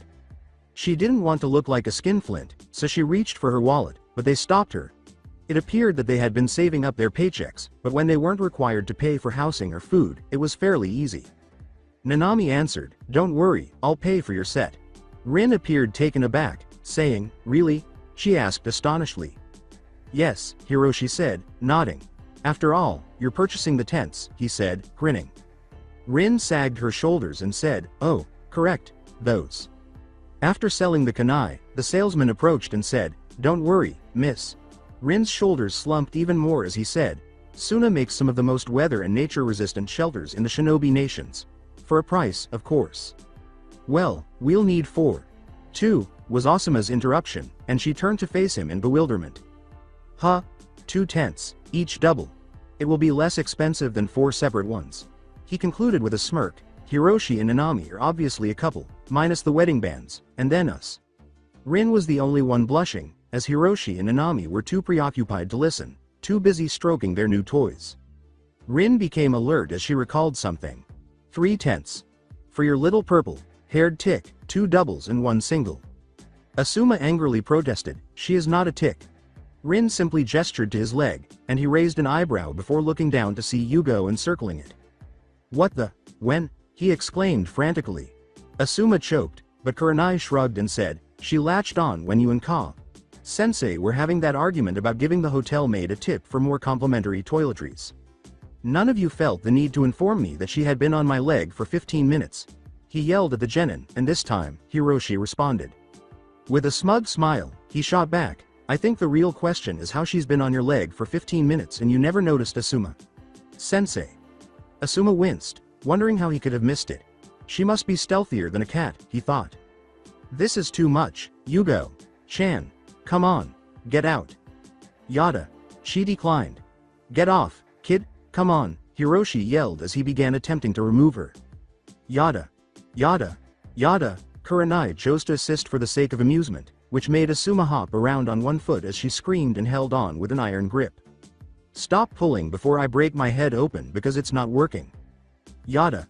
Yada. Yada. As the 3 continued tugging on the runt, Asuma yelled at them and thrashed his arms to maintain his balance. Nanami eventually had enough amusement and approached Yugo, digging her fingers into her sides and giving her a vicious tickle. Yugo let go and laughed like a hyena, which sent Asuma flying in one direction and the 3 genin flying in another direction into a heap on the ground. While all of this was going on, Rin was purchasing tents with the salesman, who turned to face the group that was creating a commotion. I'm not sure if this is your family or your team. Rin turned back to the salesman and saw Asuma with Hiroshi and Kurenai in headlocks, attempting to escape, and Nanami with a Yugo, wearing an angry pout, tucked under her arm. After exchanging the money for the tents, she sighed and said, both. Without a doubt in my mind. She then picked them up and left, her horde following, albeit in an unruly manner. After 3 days, Team 6 and Rin stood in front of the exam building, and despite Naruto's absence, Rin turned to face her team with her hands on her hips out of habit. All right, folks. You are the best in your league because Asuma and I trained you to the best of our abilities in the time we had available. The Hokage has also held this opinion, even going so far as to entrust you with Konoha's reputation. She looked at the 3 writhing, staring, anxious wrecks in front of her and said, a failure would put the strength of our forces into question. leading our enemies to risk war and possibly wipe us off the face of the earth. However, I don't anticipate that happening. You've accepted missions that genin wouldn't typically receive. Even that A rank, C ranks, and B ranks. Your skills and experience already identify you as a chunin, and you've fought against opponents far above your pay grade and avoided threats that would kill a lesser ninja, like the weasels. Shudder. Therefore, don't be alarmed or uneasy. Just enter and kick some foreign ninja ass, and before you know it, a chunin vest will be thrown at you. Give it the old Rin Brigade's unrestrained support. The genin gave a mock salute as she screamed and raised her fist in the air. Able to perform Ka Sensei. With forms in hand, they rushed the building while shouting. Asuma was occupied conversing with his own temporary staff. I won't lie to you. These tests will be difficult for you all. It's difficult for any genin team, but you'll have an even more difficult time because of the leader's negligence. If you have the will to overcome that bastard's wrongdoings, rely on each other, and remember the training I have managed to give you, you might make it to the finals, where I can train you more than I have been able to. We have corrected some of his actions over the past week, but these trials are intense and could end in your deaths. He pointed to Kutra and said, but one thing has been proven through the years, cheating. Kutra, your hair should be cut to a boy's length. Kutra appeared appalled. His sensei wanted him to chop off his long, silky black hair, which most women would kill for, like most Hyugas. Asuma could feel his dismay. Are you interested in becoming a chunin? He looked at him and asked. Kutra pondered for a moment before removing his headband and turning away from Asuma. As his teammates watched a single tear fall down his cheek, he said, just make it quick. Asuma swiftly pulled out a kunai and cut off his hair, which had been long, silky, and shiny before, but now was unkempt and shaggy, and most importantly, it hung over his pupilless eyes. If Asuma wasn't a man, and a manly man at that, he would have to admit the child looked cuter than before. Take advantage of it. The rest of you make good use of your abilities. Asuma walked over to Rin as he watched the other Konoha teams and other village teams receive words of encouragement, apology, and in some cases, threat from their senseis. In the case of Team 7, it was the genin comforting a very nervous and disheveled Miyuki, even when she was unknowingly on her happy medicine. I'll see you on the other side, he said, giving them the thumbs up. Team 9 then entered the building. Rin looked over at Asuma. Do you believe that they will make it? With a raised eyebrow, Asuma, yours. I have no doubt about it. I'm not entirely sure about mine. As he answered, even if they don't, it will be good practice for them. Well, if they don't get killed, God forbid, he suddenly had an amazing realization. He looked at Rin and said, the hotel room is empty. Rin looked back at him, and they both ran for the hotel room as the other team leaders headed for the lounge. Within the examination building, when they turned in their forms and entered the room, every team turned and glared at them, leaking what little ki they could produce. For Team 6, which had faced down the ki of a Biju, it was just an annoyance, and for 2 of the 3 members of Team 9, who had just graduated not even a month ago, it was enough to make them perspire. Seeing the pain on the faces of the 2 girls, Hiroshi decided to take the room's ire off of them. With a startled expression, he pointed and snapped his head up to the ceiling. Observe. Everyone turned to look at Hiroshi, but nothing was visible. A ceiling, he declared with pride. There was a great commotion as everyone face-failed. As the complaints about Hiroshi continued, with Nanami covering her face because of Hiroshi's foolish scene, Teams 6 and 9 took their places, and the terms helmet and retarded were used several times. In any case, Team 6 began looking at the other teams. They saw Taki, Kusa, Kumo, Aim, and Iwa, as well as the anticipated Suna headbands, which were worn by nearly half of the teams. When they encountered the glares of the Iwa teams, their faces became hard. Given their ages, one would assume that Nanami and Hiroshi had nothing to do with the Third Shinobi War because they were still in school. However, with genin in the front lines of the war, academy students were used on the home front, helping out at the hospital, helping widows or disabled veterans, and, most dreaded by all, consoling and helping new orphans at the orphanage, ones brought on by the war with Iwa. Even in the academy, it was a sickeningly common occurrence to witness one of their classmates being pulled out of the classroom and then hearing cries or sobs later, confirming everyone's fears. Every time the door opened in the middle of class, a lot of the children with shinobi parents would become tense. More personally, Kurenai was unfortunate enough to witness the end of the war, albeit as a border guard like Asuma. She killed her first enemy, an Iwa shinobi, when they attempted to pincer off the main fighting force. A mountain of Asuna nin, with a blad head and classic mustache, think of a Turkish bodybuilder, poofed into the room, breaking the tense atmosphere as the teams glared at each other, unaware that they were emitting more ki than the entire class had been earlier. Hey, pipsqueaks. The conflict is over. He cracked his knuckles and practically yelled, now break it up or I'll kick your asses out of this room the easy way.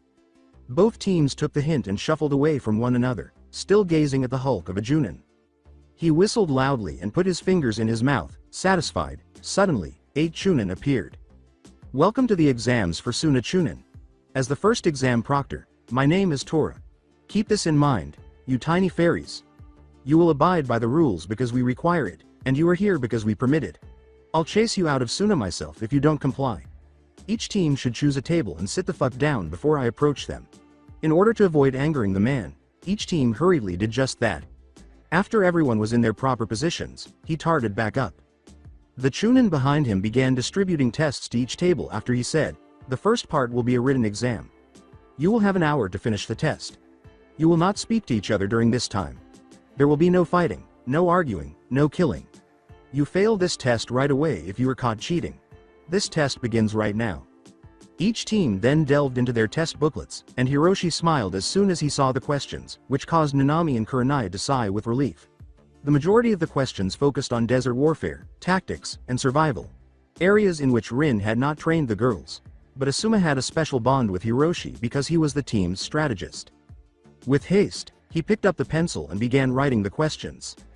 Team 9 wasn't as well off as Team 6, none of them had been trained in this shit, so when Kutra saw the questions, he thanked Asuma in silence and channeled small amounts of chakra to his eyes. Very few people know that the Byakugan has smaller levels than just full activation, and the reason for this is that if it were discovered that the Byakugan could see bones, muscle, nerves, the bloodstream, or skin, well, everyone would assume the Hyugas were all perverts, even though the view would look like a film negative. The benefits were numerous, though. 360 degrees vision with a more limited range, very little chakra, no hand seals or verbal announcements, and the girl from AIM had nipple piercings. In order to avoid failure, Team 9 cleverly cheated on the first test. Many teams were caught cheating and eliminated as the test progressed, including 2 Konoha teams that failed in this way and one that chose to bitch. Across the room, a Kanai brushed Kurenai's hair before sinking into the table behind her. Konoha Team 5. You are discovered to be unfaithful. Get out with your teammates. One of the genin at the time stood up and said, what?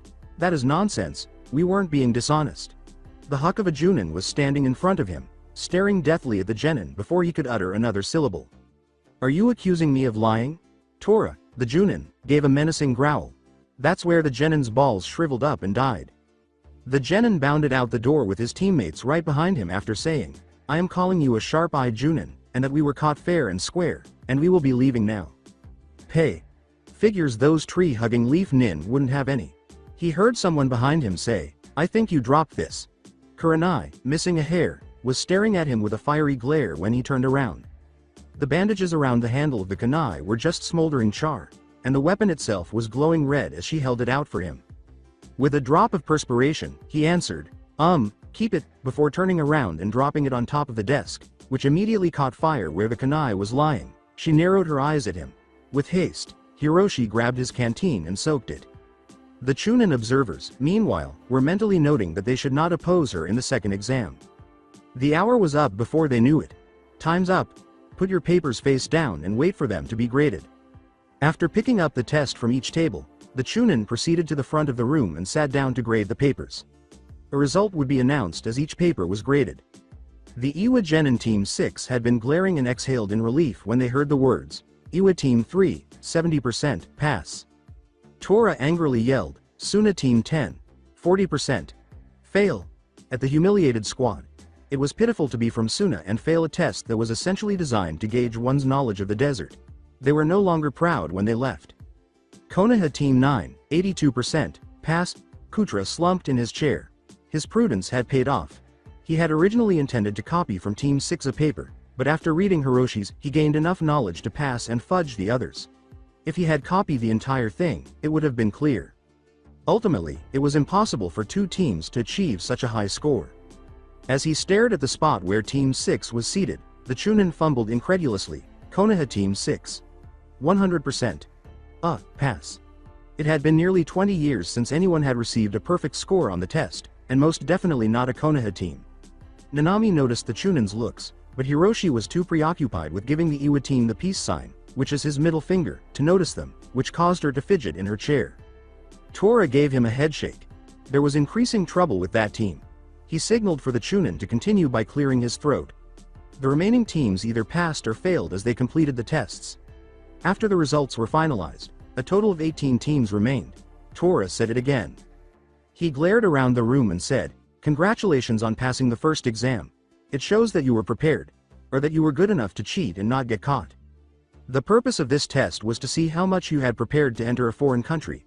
Say you were part of a mission to Yuki no Kuni. Obviously, you wouldn't use the same combat and survival tactics as you would if you were going to Mizu no Kuni.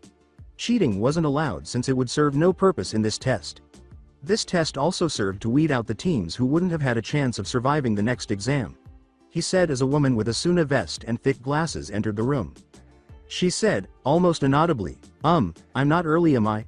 Tora gave him a headshake. He stepped aside and said, "No, you're just in time, I'm just wrapping up. They're all yours." She put on a tough exterior while taking center stage, which only made her appear like a whiny child. "I am the Junin." The Genin class yelled, "We can't hear you," nearly simultaneously. After getting a tick mark on her forehead, she grabbed a megaphone from behind her. The Genin and even Tora covered their ears as she blared, "Squelch. I am the Junin for the second exam. Ainami Usagi. Now. If you would follow me, we will go to the next exam grounds," she said as she marched out the door, the teams hurrying to follow so she wouldn't use her megaphone in a closed space again. In the lounge where the Junin senseis are waiting, 15 minutes before the first exam ended, Rin and Asuma entered the room, appearing somewhat more disorganized than when they first arrived. The majority of the other Junin senseis were gathered by village and conversing with one another when they looked around the room.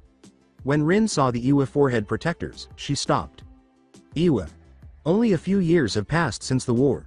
Particularly to the nation that started the war, you'd think they wouldn't bother sending any teams, she thought. Shiver. Fortunately, Asuma had persuaded her to enroll Naruto in a daycare while they were waiting for their teams. If they saw Naruto, they might figure out what was going on. It was unclear whether she was caring for her late sensei's son or had an affair with her sensei, and Naruto was the result. It would have been utterly foolish to bring Naruto into this room with so many Junin from other villages, whether he was an ally or an Iwa. The daycare was the safest in Suna, Asuma reassured her. Suna daycare. In the sense that they looked after children, Young Breeze daycare was just that, a daycare. In actuality, during the exam period, it served as a makeshift stronghold for VIP kids.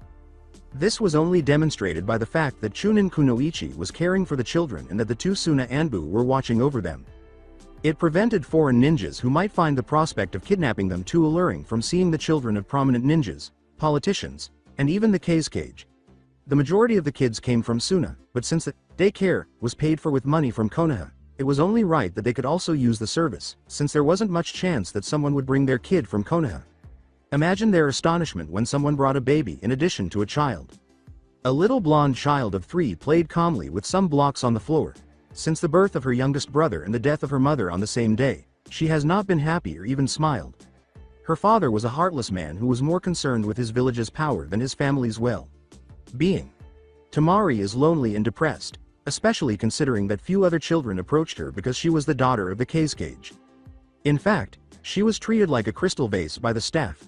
Speaking of the individuals mentioned, where were they? Tamari paused to survey the space. When she finally saw them, they were huddled around something, chatting and cooing to each other. Tamari awkwardly got up from the ground and approached them. One Kunoichi cooed, "Ah, he's so cute. Those whisker marks make him look like a little fox." Another person questioned, "I wonder if he's related to that dog clan in Konoha?" A nerdy-looking mouse named the Inuzuka was provided. The tallest one added, "Well, the Kunoichi that brought him was named Inuzuka Rin." The 3-year-old Tamari inquired curiously, "What are you looking at?" "A really cute baby from Konoha Tamari. Sama. Would you like to see?" the Kunoichi asked politely, and the Chunin nearest to her turned to respond. She got the girl to nod, then lifted her and carried her over to the crib. When Tamari saw the baby, she blinked. He looked back at Tamari with sparkling blue eyes. As he began to laugh and clap at the humorous girl, his nose wrinkled up and his cheeks, which were marked by whiskers, turned up. As he continued to laugh and wriggle, the little girl whispered, "Kawaii.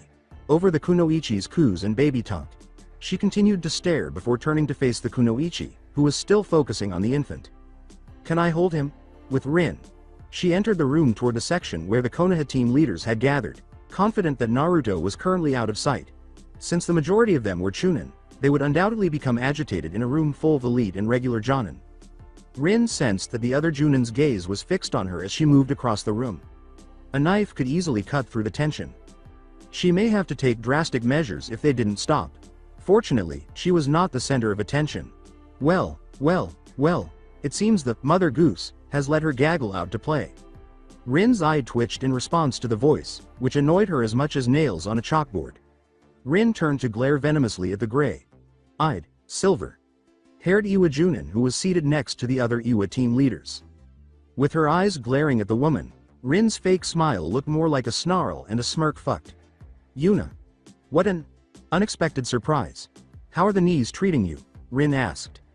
The woman shot accusingly. "HMPH. They're perfectly fine, no thanks to you, Dr. Frankenfurter."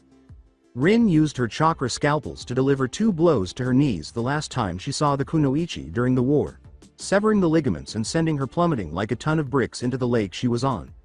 Her priorities shifted to getting her shredded ass out of there as soon as possible, but if her team hadn't arrived, she would have drowned. Rin would have made sure of it. For the remainder of the war, no forces saw her. They were fortunate given her deadly skill with her steel release and her propensity to be as ruthless and cold as the steel she used to murder. The woman's frown deepened as she bit back. "That's good to hear. So they have you training Iwa's future dark and dingy now, do they? You might think you're hot shit for getting a genin team at your age, but I've been training mine for the past 2 years, Yuna said. "Oh, then they must be about even then." Rin smirked evilly before turning away from the Junin and making her way to the seat Asuma had reserved for her. Yuna felt furious and wanted to throw herself at Rin, but she refrained. She was surrounded by shinobi who wanted to murder the Steel Mistress, who had murdered both Suna and Konoha Nin during the previous conflict. At the end, she moaned bitterly, more to herself than Rin. "HMPH, we'll see Mother Goose." Tora came into the lounge 10 minutes after she had sat down to inform the various groups of the winning and losing teams.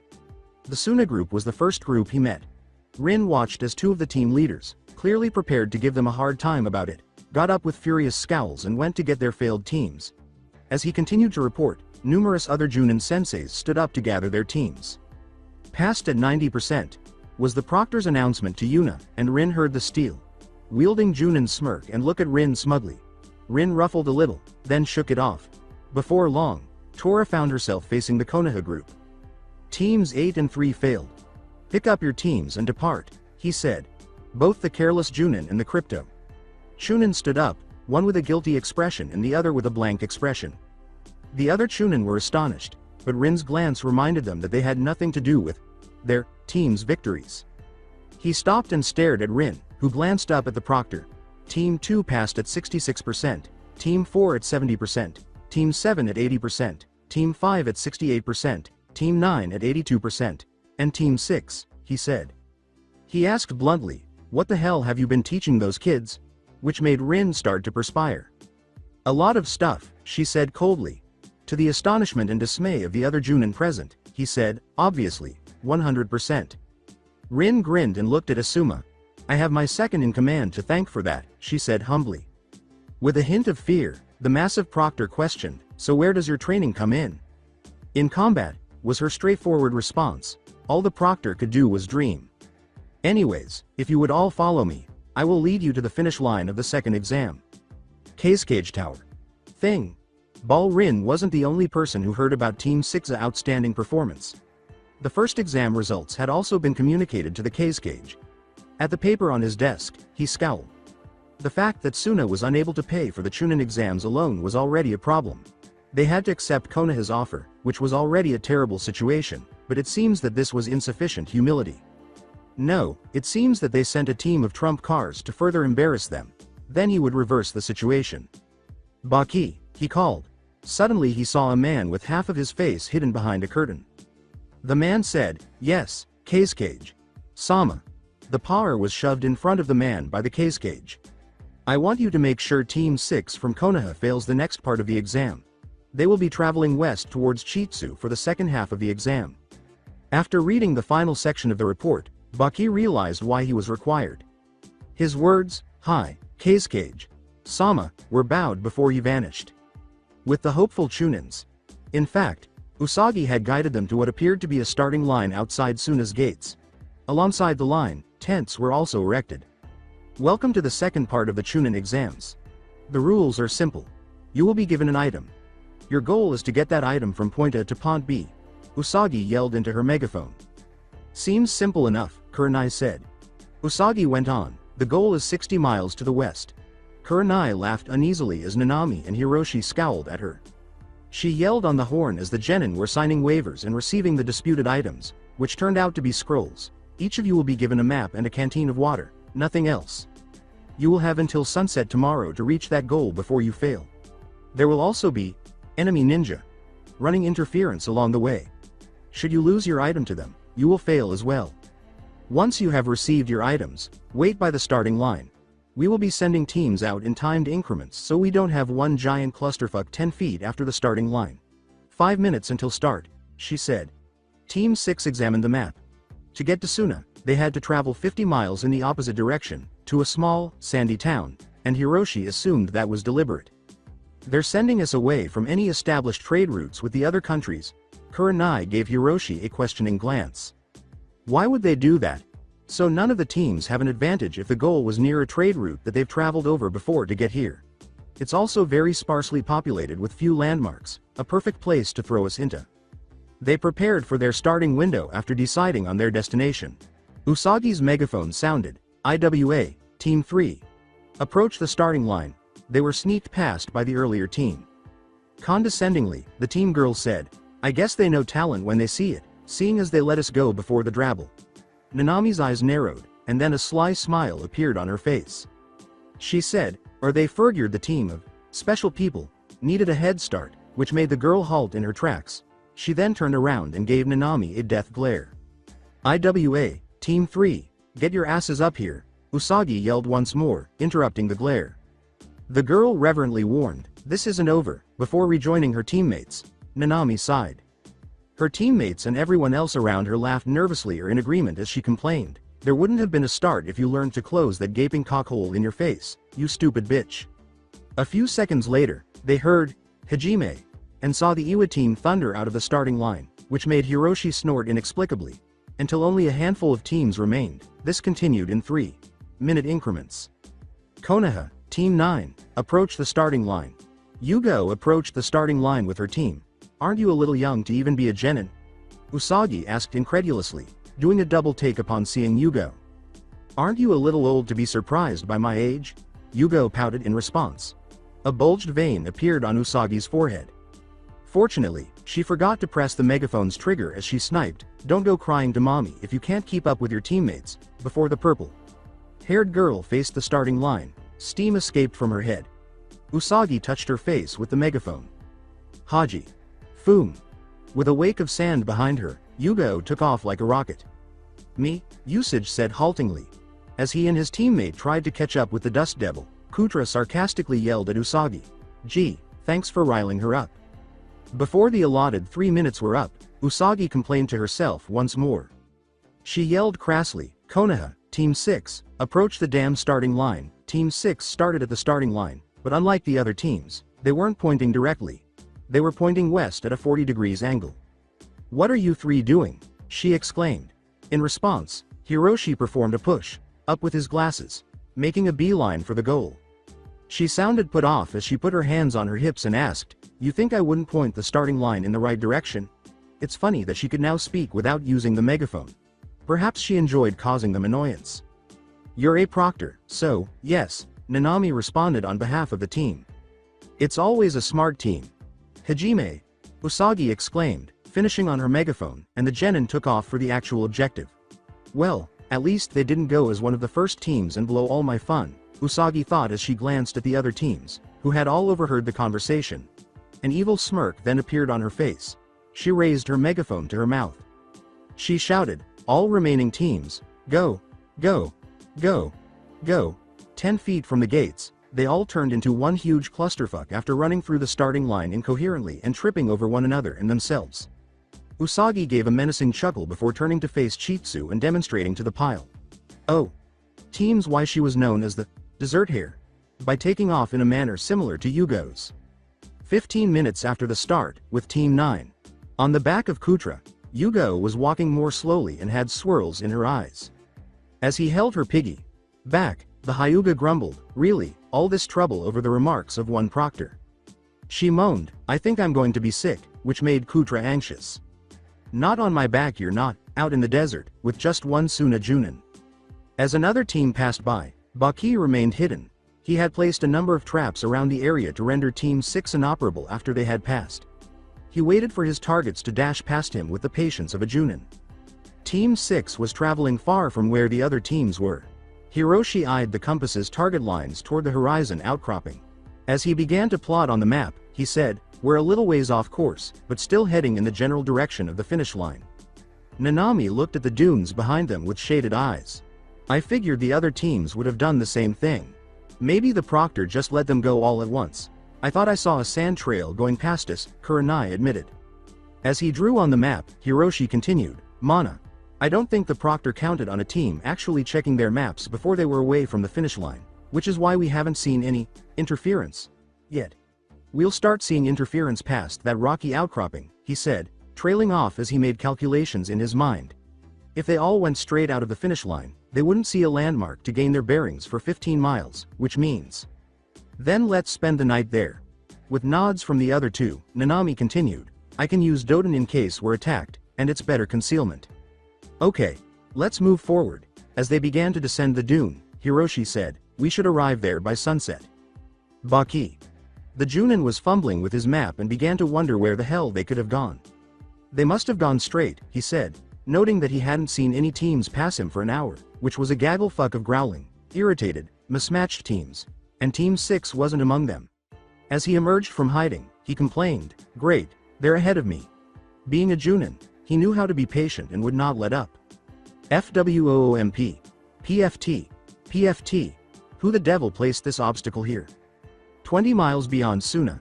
When Chunin Team 12 finally arrived at the scene, they discovered a lone member of Konoha, Team 2, slumped to his knees, staring at what they could see was quicksand. Since he was too weak to fight, the Chunin relaxed their stances. Chunin Team 12 had spotted a team about a mile away and had chosen to intercept them. Hey, youngster. What on earth took place? One of the Chunin inquired, and the genin turned to face him, his expression of incredulity unwavering. They were fighting once more. He stopped and stared off into space. The two Chunin were silent until one of them spoke up. They rolled down the dune and just disappeared. I didn't even have enough time to make it to the bottom of the dune, he said. What happened to your scroll? He inquired. The genin chose to thumb back at the quicksand instead of responding. All right, the Chunin sighed, you're finished. He waved, come on, and the genin silently followed. With Team 9. You neglected to check the damn map, so now we have to hike 10 miles that way. Yelled Yugo, gesturing toward a distant outcropping.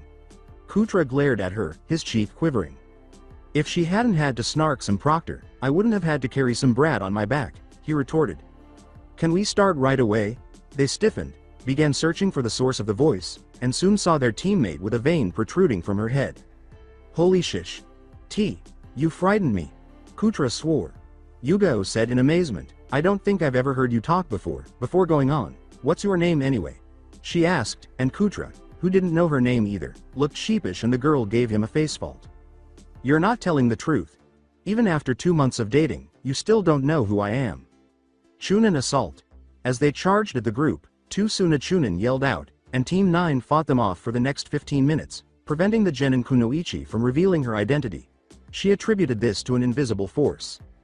Next morning, after learning that someone was pursuing them, Team 6 pushed their heads out of the small, claustrophobic crevice they had discovered in the outcropping. They noticed that he was traveling alone and not at Chunin speed toward the worn down plateau, so perhaps they shouldn't have flaunted themselves in the first exam. Kurenai sighed when she didn't feel anyone and pulled herself out. It looks clean. Ear. Nanami blinked owlishly as she gazed at the waking forms of Team 9, and she cried out as she stumbled over a snoring body behind a rock. What on earth are you people doing outside? After we went straight and you guys didn't, I assumed we left you behind. Since Yugo was somehow sleeping upright, Kutra was the one who spoke up. You did. Thanks to some chunin that went for us 3 times, it took us until long after sunset to arrive here. We were extremely exhausted by the time we arrived, he concluded, glancing at Team 6, who appeared to have gotten just as much sleep as his group. All right. Hiroshi rubbed the back of his head and said, I'm not sure if it's a good idea to team up or not. There's someone looking specifically for us. Yugo had other ideas, but Kutra's eyebrows went up. PFT.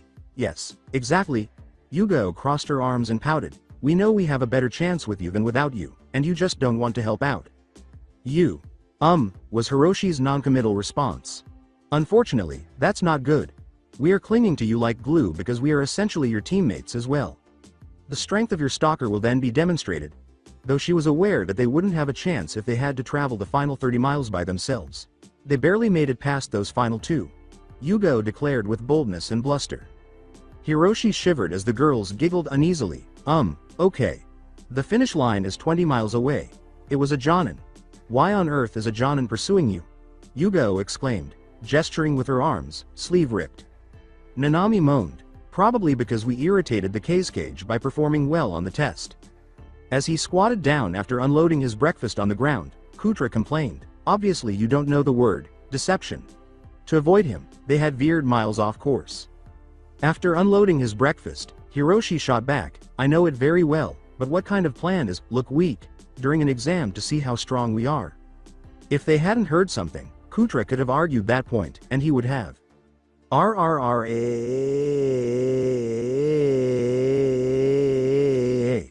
As she stood up, Nanami exclaimed, what the hell is that?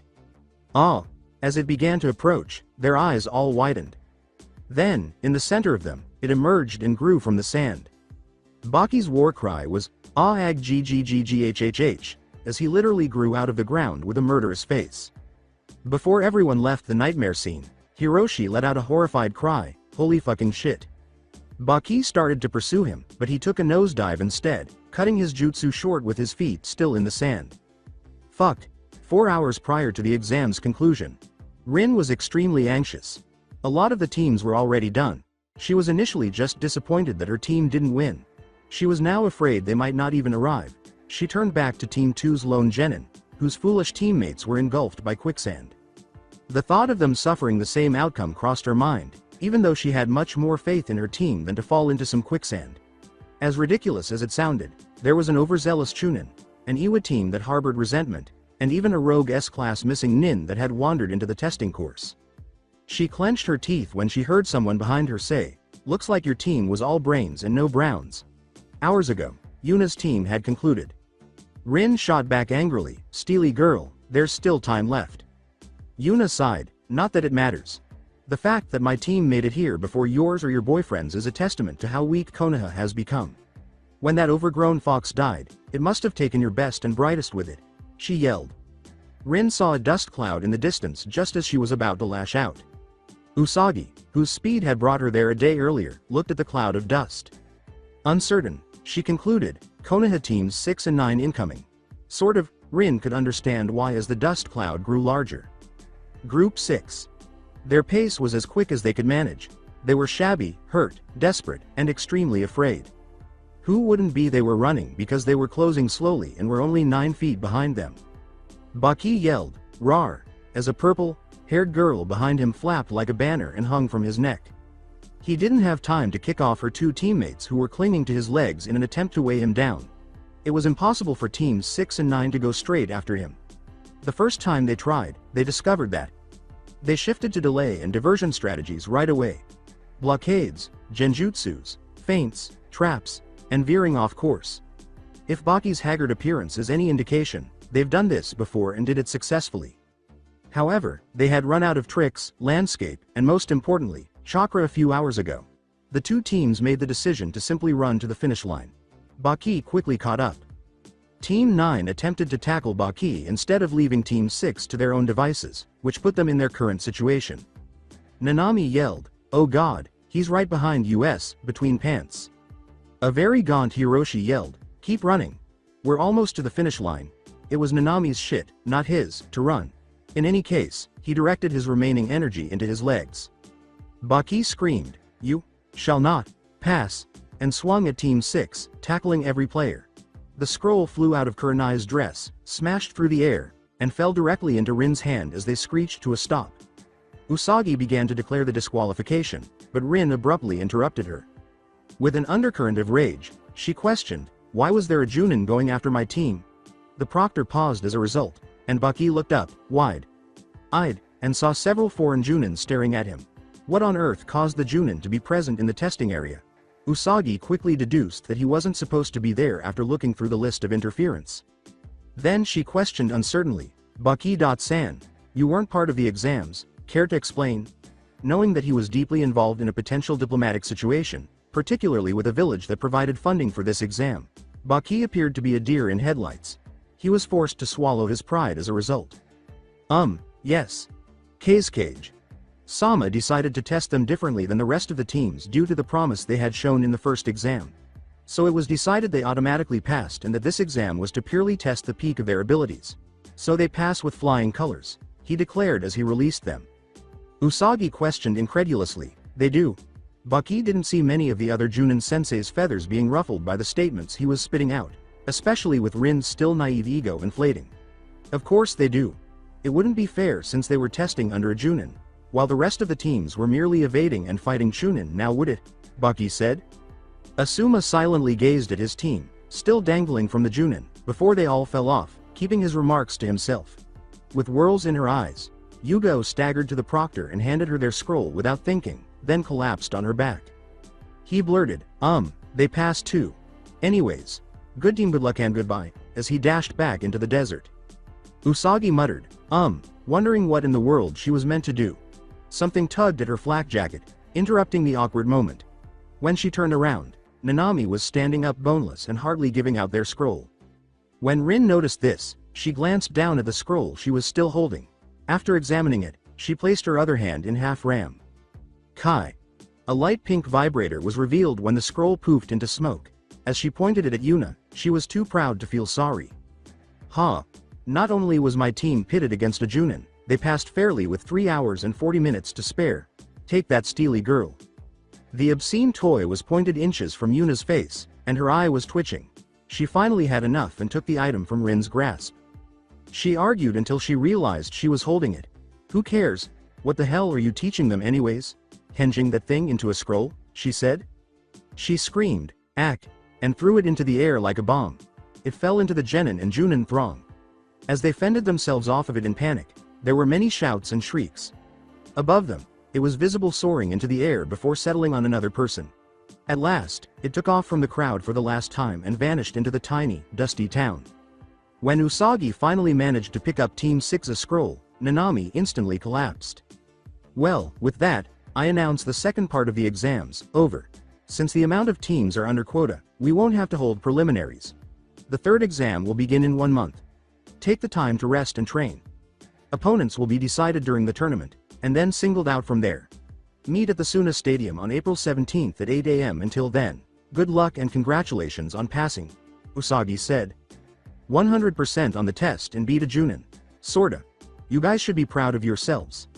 Guys, Rin smiled down at her students, but all she got in return was groaning and twitching. Asuma, meanwhile, was grinning at his pupils. They had not only completely exceeded his expectations, but they had also jeopardized their chances of winning in order to support a different team. "You guys did damn good. Now that you've gotten through the first and second parts, I can train your asses off for the finals," he exclaimed. All they gave him were gurgling noises. Rin turned back to Asuma's gaze. He said, "Perhaps we should give them the day off to recover," and Rin nodded.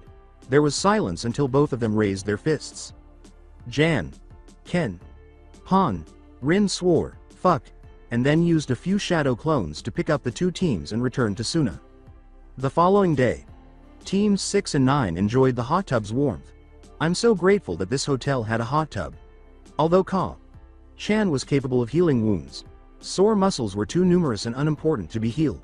However, the heat was working adequately.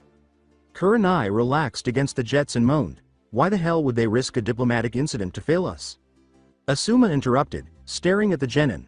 "The Cage wanted you gone to make his Genin look better because they know you're going to beat them in the finals. How on earth was he able to enter the tub without them seeing?" "He did," Rin exclaimed angrily, shocking the genin just as much. Nanami demanded, "How the hell did you two do that?" "Do what?" Asuma raised an eyebrow. She went on, "Appear in the hot tub without us seeing you." Rin grinned and replied, "That's just one of the benefits of being a Chunin or Junin Nanami, Chan." The two senior ninja were then attacked with the question, "So what are you going to teach us?" The way they did it all at once was a little unsettling. That's where it gets tricky. Since we're not allowed to go back to Konoha, it's not like we can blatantly start teaching you jutsu or original techniques, since if you can learn it, an observer could as well. Though, you didn't have any preliminaries, so unless you were spamming that Junin with every technique you know, you should be able to hold your own against any competition you come up against. Mostly what we'll be doing is physical training, taijutsu, and anything we can teach you that can't be copied from observing alone. Asuma will be busy trying to get Team 9 up to snuff, since I'm sure the shithead Chunin didn't even teach them tree walking. She sought confirmation from the genin. Yugo asked, "What's tree walking?" from Asuma's lap. Rin and Asuma both choked. What the devil did she do? How the hell did you do that? Yes. The perks of being a genin. Yugo shrugged. Or a cat? Complained Asuma. NYA. Anyway, after getting out of the tub and making her way to the changing room, she said, "We'll take the next few days off to recover, and then it will be training for the rest of the month. Now, if you'll excuse me, I have to pick up Naruto." Redder than lobsters, everyone else was staring. For both teams, Kurenai questioned, why was she naked? One of the prices of slipping into the hot tub undetected. Fidget. Fidget. Something's poking me. Yugo, get off my lap. After some time, Rin's face was still flushed as she walked through the streets. In all honesty, it was a wonder that no one in Konoha had seen her nude after the erotic cake and now her naive display. When she arrived at the daycare, she forced those thoughts aside. She told the receptionist, "Suna Anbu, I'm here to pick up Uzumaki Naruto." The receptionist gave a nod. Name, retinal scan, verification code. At that, Rin raised an eyebrow, and the Anbu used it to show her a scroll with an image of an eye on it. The image turned green after a brief burst of light. Rin said, recalling the rest of the process. Inazuka Rin. Shi. Q. San. Q. Ni. The receptionist stood up, opened the door to let Rin in, and nodded. She entered and spoke with the head caregiver. She said, I'm here to pick up Naruto." The caregiver's eyes brightened. She replied, "Oh, yes, he's with Tamari right now." Rin repeated the question, "Tamari?" As they crossed the playroom and entered the nursery, she said, "Yes, one of the other charges. It seems some of the other caretakers let her play with the baby a few days ago. They've been inseparable since." When Rin finally saw the two, her eyes widened, and she extended her arm to stop the other woman, even though she didn't like the idea of a child taking care of another child. She immediately began searching for something in her coat. Tamari marveled as the infant in her lap consumed another bottle of formula. As any 3-year-old would, she fumbled out, "Boy, you sour eat a lot, Naruto." Chan, while patting his back and resting the infant against her shoulder, just like the caregivers had taught her. Fortunately, he had outgrown his baby goo stage, so she only received a burp before playing with him while holding him in her tiny lap. "I wish I had you for a brother. I don't even get to see my new one." Click. A click and a flash of light interrupted her. Curious, she looked up to see a woman holding a camera and wearing rectangles on her face. "Oh, that's so cute, hold that pose." Click. Rin finished, and then Tamari said something. "Who are you?" As she put the camera away, she introduced herself as Naruto's mother. "Thank you for watching Naruto, but I have to take him with me," she said to the young girl. "Oh," was Temari's grim response. Don't feel sad. I'll bring him back to visit in a few days. I promise," Rin begged, as the face ripped at her heart. Temari's dejected expression brightened. She chirped, "Okay, I'll see you really soon Naruto." Chan, and then sported Naruto to Rin, whom she gladly accepted. Rin eventually left with a contentedly giggling Naruto in her arms after saying goodbye a few times and promising to bring him back. She noticed that practically every woman on the street was giving him adoring glances. The baby responded with excited baby noises and the clapping of his tiny hands when she asked, "Why'd I have a feeling you're going to be a lady killer when you grow up?" Rin began to perspire. In any case, that was never good for women. After a month, the stadium was filled with people. Individuals from Suchi, Hai, K's, and many other nations sat next to each other, talking, laughing, arguing, squabbling, and, most importantly, placing bets. It would be an understatement to say that these tests generated much needed revenue. To add to the pile, Suna had people hidden in the crowds placing bets. From her reserved seat above the contestant box, Rin surveyed the crowds. She had been training her team in taijutsu, speed, response time, stamina, and chakra capacity for the past month. That is, things that weren't worth keeping secret. It was also fortunate because an unforeseen addition appeared. She turned to face the 3-year-old who was feeding Naruto at the moment. She was aware that the Kazekage had not simply trusted a foreign Junin, even one from an allied village, with his daughter. That's what Asuma told her. She could only assume that it was to outdo her squad, and most likely punish him for screwing up, especially since the Junin who was pursuing them across the desert was a very familiar caretaker who was always with her. She shrugged to herself after glancing back down at Tamari, who appeared to be very content. How can I continue to draw in children? She thought to herself, people are going to start thinking I'm some kind of pedophile or something. The exam signal was given before she had time to think more. Inside the cage box, Hiruzen smoldered his pipe and glared into space. It was unbelievably hot, it's too hot. Fighting a war in this desolate desert was already a terrible experience. They now expected him to spend hours upon hours sitting outside in these ridiculous robes and, of course, the fugly hat, decades later. When he came up with the design, he had no idea what the Shodem was smoking, but he apparently shared the wealth because he persuaded all the other cages that it was a good idea. There were 4 other people as ridiculously attractive as him, so at least that gave him some comfort. With a curious gaze, the Kazekage asked, "Is everything alright, Hokage? Dono?" Before using the well-worn lie, "Just contemplating the paperwork that will be on my desk once I return," Hiruzen thought. Shit. When he saw the Kazekage shudder uncontrollably, he knew it had worked. He answered, "Ah. I do not EVNYU," and then turned to face the future. Hiruzen complained to himself, "Of course you don't, cage of the weakest village in the Major 5. Where was he now? Yes, exactly. Gosh, it's hot. To be honest, he gave them enough cash. Why couldn't the fool have bought air conditioning, or a couple of shinobi to fan them? You know, just like Suna's famous battle maidens, in bikinis, of course." Somehow the guard of the Kazekage twitched uneasily. The Hokage began giggling like a pervert, and the Kazekage soon got around to declaring the beginning of the Chunin exams. With Rin complained, "Damn, it's hot." She held an umbrella over the 2 young people and thought, "I can only imagine how the Hokage is doing up there. Probably putting in a tough act or ogling the Kazecage's bodyguards. Those kunoichi with the huge fans. What, he doesn't get enough ogling done with leaf kunoichi that he has to with foreign ones as well?" Rin asked Asuma, looking at her with curiosity, oblivious to the fact that they were discussing the Hokage in such a way in the middle of a crowd. Asuma chuckled, he's had a thing for them for decades. Probably why he caught mom during the Second Shinobi War. Rin's jaw dropped when she heard him say, he married a Suna fan maiden during the Second Shinobi War. Rin nodded when he finished speaking. He believed that he was being watched by 2 sets of wide eyes and 1 pair of curious eyes. No, he caught her during the war. Rewind.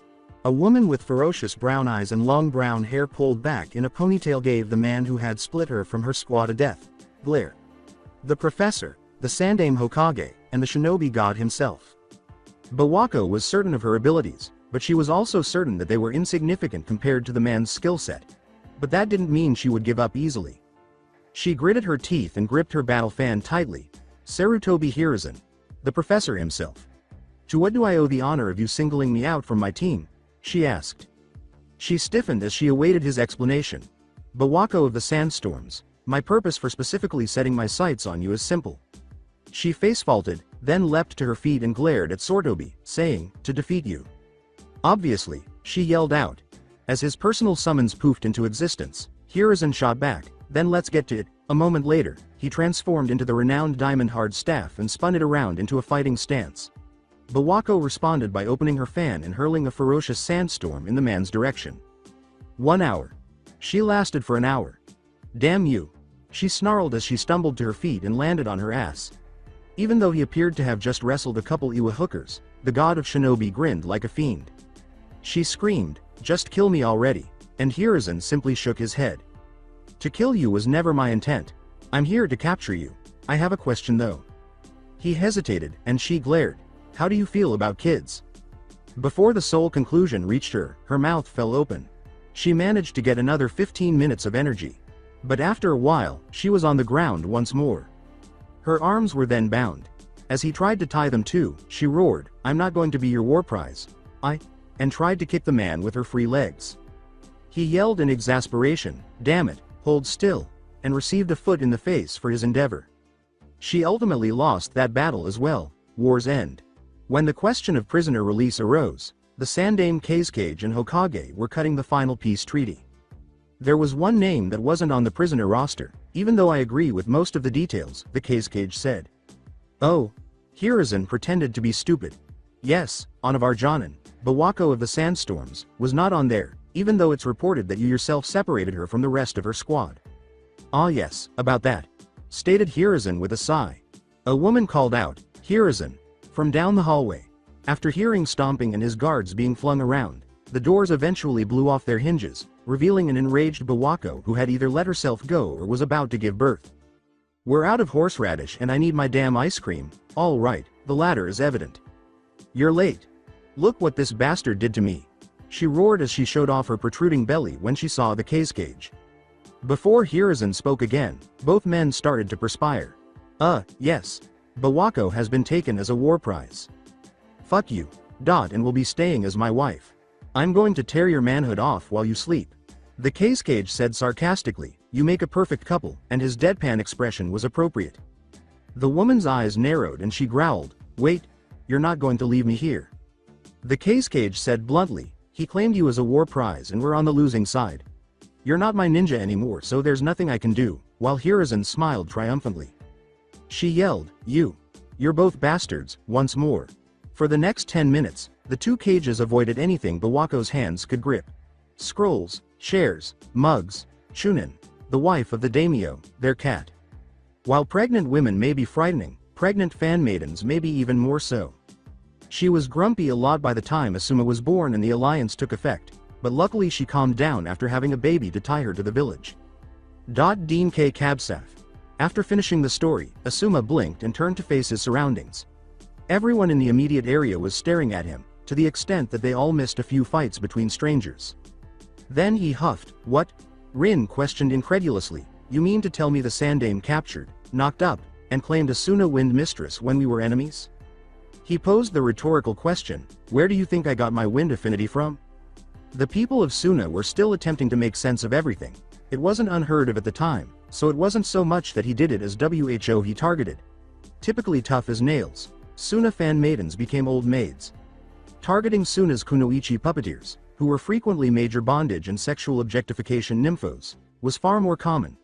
Why would a man, the Sandaime Hokage, no less, claim a woman who, on a good day, could be described as an icy dominatrix as his wife? The Hokage might have been a masochist. Why didn't he just marry a kunoichi from the Konoha? It would have been safer then. "Oh, I don't know, marrying your, at the time, enemy?" Rin asked. "I asked him that too.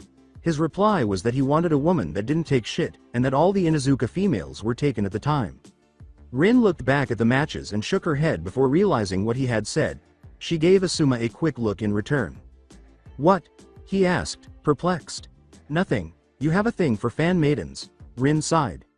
With a knowing smile, he answered, "Hell no, mom scared the shit out of me. My sister is just as bad. I'd pick an Inuzuka any day of the week. Less grumpy, more wild." Rin gave him a deadpan, "You flatter you," as she nudged him, which he accepted. "I aim to please." They had no idea that the entire story was being listened to by a young girl holding a baby. "I want to be a fan maid, then I can get married at like that." Tamari, who was 3 years old, caught everyone's attention with her sparkling eyes. Baki had a face. Fail. Rin laughed uneasily as Asuma shook his head while placing his hand on it. "You don't really want that, Tamari. Chan. It's not a very romantic way to get married." The girl with the 4 tails appeared unfazed. She exclaimed to the baby, "Yeah, it is. You will see, I'll do it and Naruto. Chan will marry me. You will fight me and marry me, Reget Naruto. Chan?" The baby clapped and giggled in response. Rin was too preoccupied with self-control to deter the girl any longer. Images of a chibi Naruto fighting a chibi Tamari and then stealing her away to make her his wife were in her mind. A lot of kunoichi fantasized about being taken against their will by a shinobi who was more attractive and powerful. The career came with it. However, they continued to be fantasies.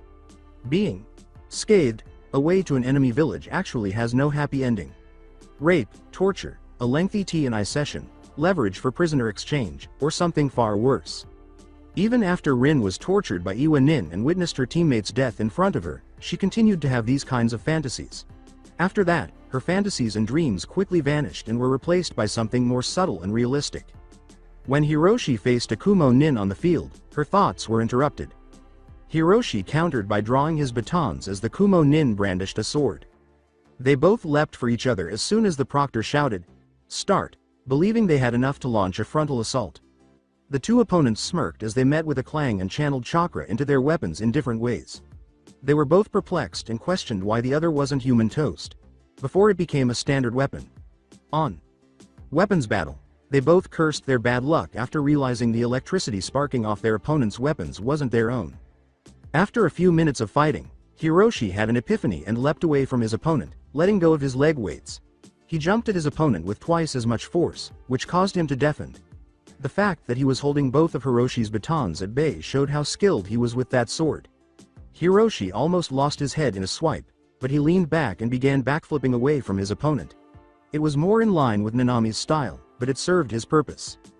The Kumo Genin regained his balance and launched himself after Hiroshi, who was still backflipping while covertly using chakra to brush his weights. He had no time to stop as he crashed into a massive tangled bush of barbed wire that poofed out of the weights. The Kumo Genin, without thinking, tried to take the same path to cut him off in an awkward position. He struggled free until he spotted Hiroshi a foot from the bush, his baton crackling. Well, shit. Rin was instructed to cut out his opponent after witnessing the chaos as Hiroshi was proclaimed the winner. There was a fracas. His clothes were shredded as he, the proctor, and the medics struggled to extract the enraged Genin. It was a smart strategy to draw the fights at random. Even if you had a month's notice, you would never know who your next opponent would be. Konoha took this action in order to provide their clients with a spectacular show. In contrast, Suna was acting as a shinobi would in a real battle. They weren't concerned with leadership, form, style, or teamwork. Their focus was on your ability to adapt to and survive in multiple engagements and one random fights. You know, the kind of shit that typically occurs during wars and missions. If you defeated your opponent and were not killed or near death at the conclusion, how you do it doesn't matter.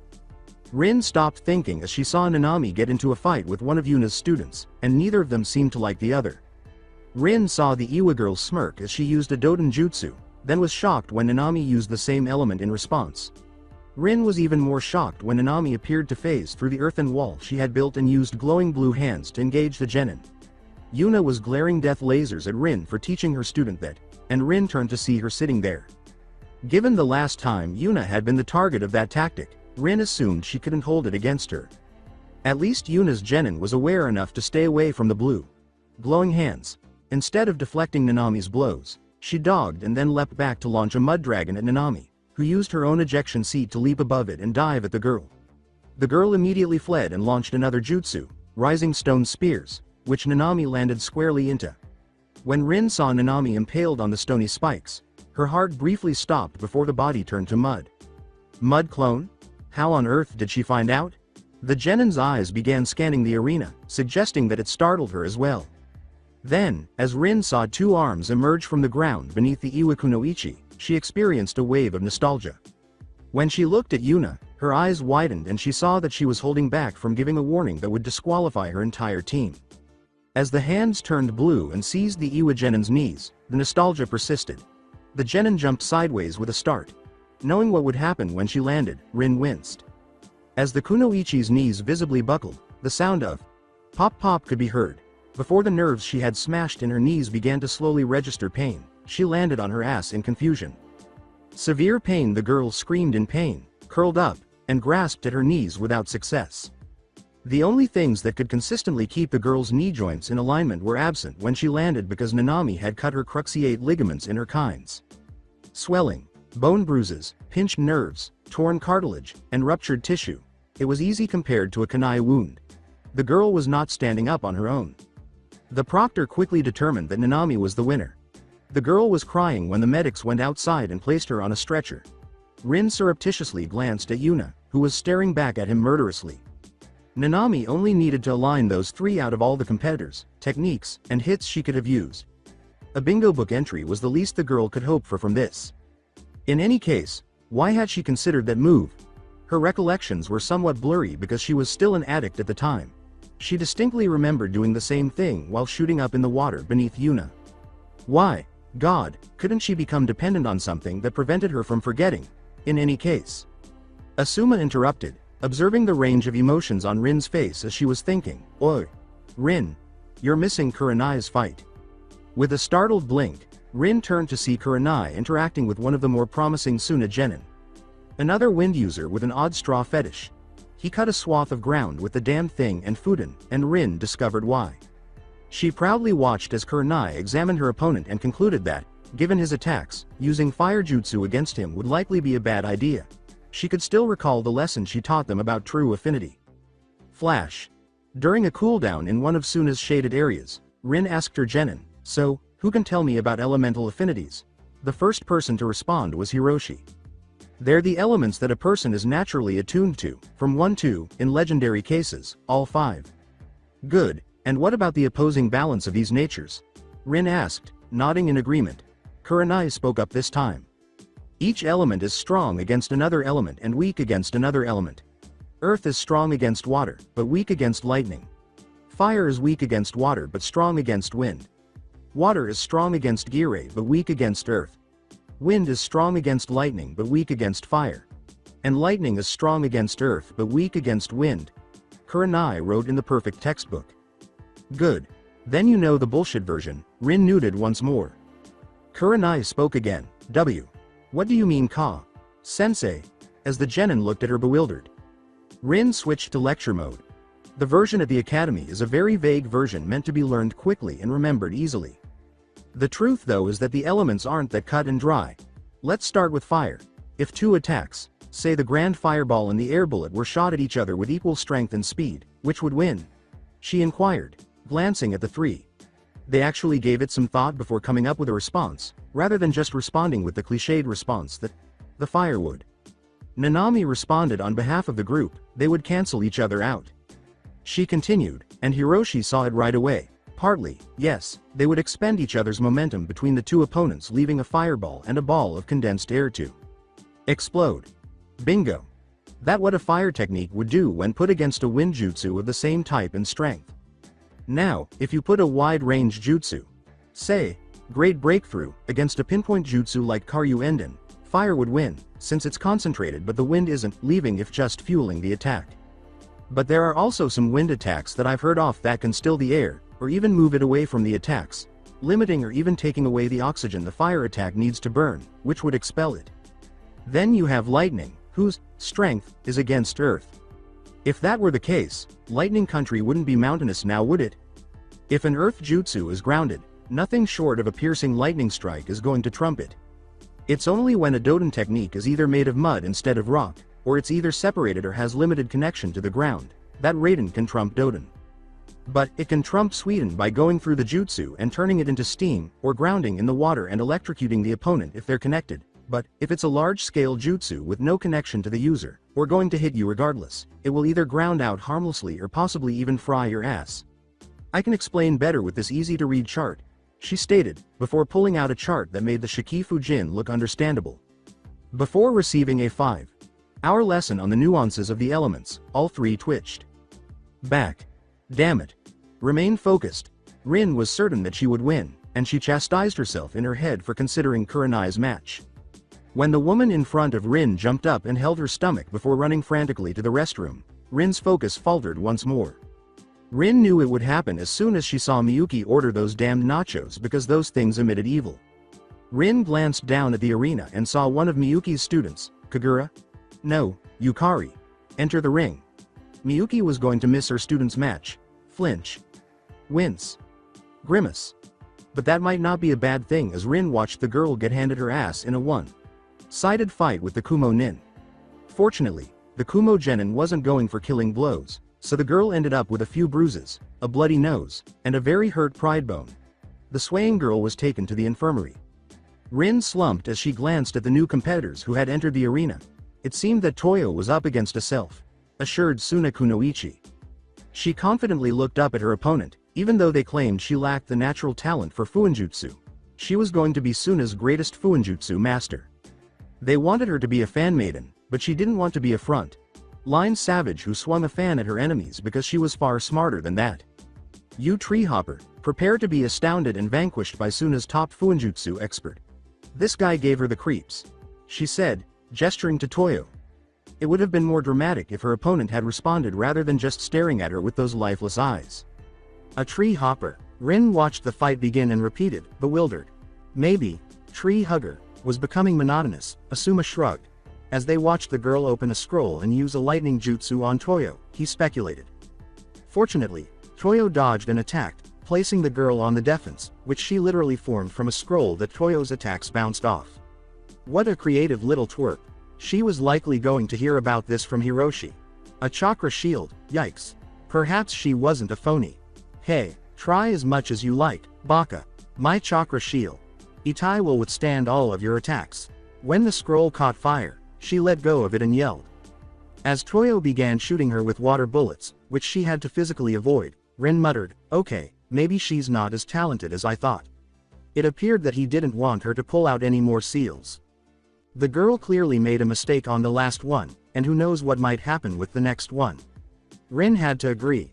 The girl apparently didn't like this because she used wind jutsu to make Toyo dodge while she produced a tag that had an explosive note and a seal on it. She fired off a well-placed futon. Repusho wind release. Gale palm that forced him to dodge the rocks and debris it picked up and threw at him as she pulled out one of her trump cards because she was furious that he was attempting to soak her masterpieces. She would suppress his chakra, so he wouldn't be launching water jutsus. As she charged him, Toyo began going through hand seals once more. She fanned left as he called out more water bullets, then came in from the right and kicked him in the head, which he promptly blocked, allowing her to throw the TAGE at his stomach. The idiot then flipped back as he grabbed at the stuck seal. Aha, your chakra was just severed. Let's watch you perform those dumb water. Boom. Everyone's jaw dropped in dismay as Rin attempted to create a chakra suppression seal, something even she would find extremely difficult to accomplish.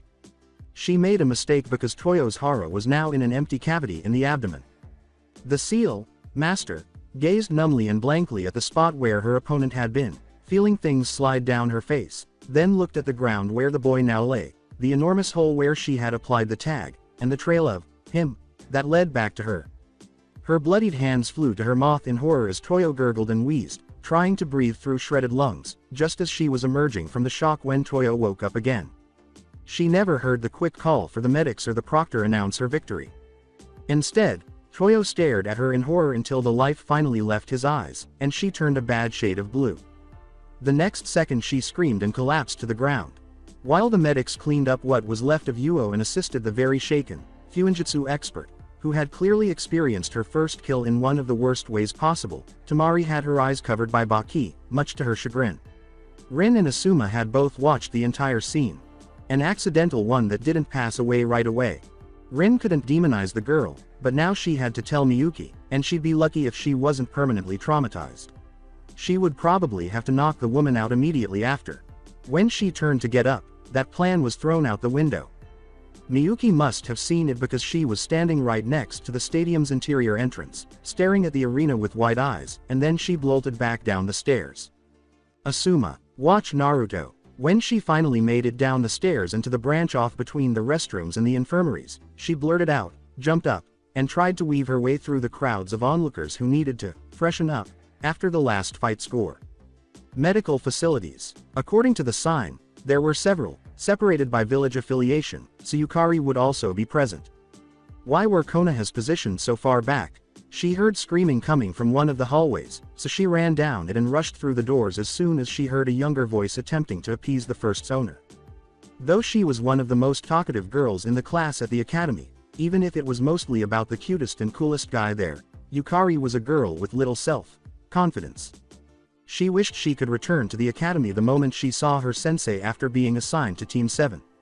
The girl was completely humiliated out there, but she knew she was lucky when the medics brought in what was left of her teammate. The girl's sensei's constant watch over her and her fellow teammates the maniacal mutterings, being told in detail how she could die, and being forced to adopt a dead girl's name had stripped any fire out of her. She was a little envious of Toyo at the moment when her sensei suddenly burst through the doors. The medics had left after dropping off her teammate's body, so she was alone in the infirmary with Miyuki and Toyo's body when Miyuki began mumbling, laughing, then screaming, and shaking Toyo's body as she spat out the most horrible things about Genin that were no more. Yukari then tried to stop Miyuki by begging her and tugging on her arm in a moment of pity or foolishness. When Miyuki finally turned to face the girl, Yukari realized her error. Her expression was one of murder. Time seemed to slow down for Yukari as she let go of Miyuki in terror, saw the Junin take a scalpel from the medical cart beside them, felt something tug through her neck, and felt her shirt's collar pull and accelerate backwards. Rin glanced at Yukari, who grabbed at her throat as soon as she hit the ground. This was not good, because she was rushing to the girl while avoiding slashes from a crazy Junin that had opened up her face all the way across her left cheekbone. They banned weapons from the stadium, but why in the world did they leave scalpels lying around? As Miyuki continued to scream bloody murder while attempting to carry it out, all other thoughts were diverted. It seemed to bring some clarity to Miyuki, as she gazed out into space with a horrified expression before leaping up and out another exit. Rin was finally able to pick up an empty instrument tray, deflect one of Miyuki's mindless strikes, causing the woman to fumble, and then use that to bring the steel tray hard across Miyuki's face, sending the Junin into a wall before she moved to the floor. Rin didn't waste any time in diving down next to Yukari, where she began to heal as quickly as she choked on her blood, which ran down the wound but was worsening on the inside. Miyuki only nicked her jugular rather than slitting it open, so it appeared that Rin had her out just in time. The girl was extremely fortunate that Rin was able to fix this, but not if Yukari drowned in her own blood first. Rin forced Yukari to look at the flailing girl by grabbing her by the cheeks. Take a deep breath and relax. Rin heard a gulp followed by a gasp of breath as the girl's tear-filled eyes gazed at her. Rin told the girl, keep swallowing, I have to close off the artery. Rin took 2 more minutes to stop the blood flow and seal the wheezing hole in the girl's windpipe, and when the girl spoke up, Rin discovered that the strike had not damaged her vocal cords. I really want to go home. This is something I no longer want to do. As Rin finished, the girl sobbed half-consciously. Rin murmured, you will, I have to find your sensei. What on earth took place in here? A recognizable voice called out, and Rin looked up to see Kurenai staring at the two of them before her expression changed to one of shock upon seeing Rin's face. Sensei, you have a lot of bleeding on your cheek. Rin touched her cheek and flinched as her face erupted in pain. Kami, I see bone, shish. As she began to heal it, Rin shushed the girl and went on, turning back to Kurenai, who had a black eye, some bruises, and was favoring her right leg. Did your match end in a loss? Rin asked in a distracting manner. Nodded Kurenai, I was winning until I stepped on some damn Makebishi spikes, but what? Is there no medic coming? He said he's be here in 10 minutes. Good, stay here with Yukari, I have to go find her sensei. Kurenai glanced back at Rin after glancing down at the girl who was crying and had a new pink scar across her neck. She said softly, oh, ooh, hi, how can I explain this mess? Rin said solemnly, grieving sensei vented on it and cut herself before running out, as she grimly left the room, leaving Kurenai to comfort the girl in tears. The woman could have killed a quarter of Suna by now, but Rin doubted the Anbu, who were watching Rin like hawks, would have allowed that to happen. The village was largely deserted because of the finals, so they were likely bored to death and may have also tailed Miyuki. Rin has been looking everywhere for Miyuki for the past 30 minutes. It was worthwhile to try. Did you see where a distraught Konoha Kunoichi with crazy eyes went? She asked, glancing up at a number of rooftops. After a few moments of waiting, a ping alerted her to a sign in the hotel district that had been struck by a rock. The hotel, naturally. Thank you, she yelled and waved before sprinting back to the hotel. With his split lip stinging, Hiroshi grinned to himself, having set up the ideal trap for this arrogant little bitch from Taki, who had defeated Kurenai with a lot of water blobs and Makebishi spikes, which felt like a Junin punch. The blue-haired girl began to slobber off more of those fucking water blobs at him, which would likely hit if he actually fell for the spikes, but he would get her. Oh, would he get her? It prevented him from aiming his batons at her. He landed in a rocky area of the arena after dodging all of them. In fact, she went after him. Hiroshi figured out the route she would take through them to get the most cover, and as she made her way swiftly along the path, She abruptly stopped when her feet became stuck to the ground by a sticky trap that looked like sand. No matter how hard she pulled, she was stuck. Then a Baldur's face began to sizzle at her. She shielded her face as expected after her eyes widened in horror. Poof. The audience began to applaud. At any rate, the male part. As the girl opened her eyes in disbelief, believing that the tag had failed or something, Hiroshi took out a camera and began taking pictures, but then a stray wind passed and something felt very strange. Unavoidably, she put one arm around her chest and used the other to protect her decency, or what was left of it, after looking down and turning pale. The room grew dark without the light from the hall, and Rin covered her mouth with her hand as she gazed into it. She forced herself to enter and shut the door, the ceiling fan creaking from the change in pressure. As the fan was winding down, Rin flipped a switch and heard a hum, looked back, and quickly turned the switch off again while berating herself for her error. She then took a kunai from the nightstand, reluctantly got up on the bed, and proceeded to cut Miyuki down. As she cut the last wire with a final ting, while holding Miyuki for the inevitable drop, Rin thought to divert her attention. It would have been easier if she had used rope instead of ninja wire. Maybe if she hadn't taken so damn long to find her, she could have cut her down sooner, but then what? She would have likely snapped again, with Rin inches from her. Rin might have been a little more hurried if there had been even the remotest chance of saving her, but she knew she was dead as soon as she opened the door. Perhaps Yukari would have died if she had incapacitated her at the stadium because it would have taken too long. She could sit here and imagine 1,000 possible outcomes, but it was already past tense, so there was no point in thinking about it. At least she saved Yukari's life, which is what the rational Miyuki would have wanted. She opened the door and went outside, placing the "Do Not Disturb" sign on the knob before heading out to tell the Hokage that they had an extra body to take back to Konoha. She pulled open the bed's covers, laid Miyuki inside, and then covered her again. Hiroshi turned back to his opponent, who had been staring at him with death lasers ever since his battle with the Takikunoichi, and his eyes grew uneasy as he glanced up to the stands in time to see Rin take her seat again. Admit it, didn't you just want to see her nude? I no longer turn you on, what? Quote. Oh, hurry up, that's not the case at all. I only did it as retaliation for Kurenai. Oh, so Kurenai receives extra consideration, that you must violate her dignity. Want to get inside her as well. Quote. God, Nanami might feel envious. Perhaps I ought to as well. Would you like that? For Hiroshi the manwhore, a large flesh sandwich. Quote. A manwhore. Whoa, that worked. Your teeth will tingle from me pushing my baton so far up your ass. The hands of Nanami flashed blue. That would be wonderful, wouldn't it? Quote. I would, damn straight. Go for it.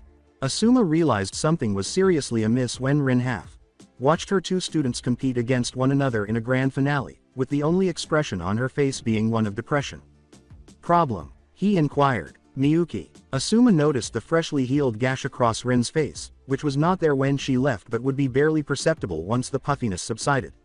We need to pick up her students once the exams are done, she said hazily. The two were silent while the crowds cheered at the battle royale. Stone pillars erupted from the ground, a lightning dragon collided with a stone dragon, and explosive notes sounded. The battle turned into a straight-up taijutsu battle, with Hiroshi's baton strewn across the battlefield and both of them running low on chakra.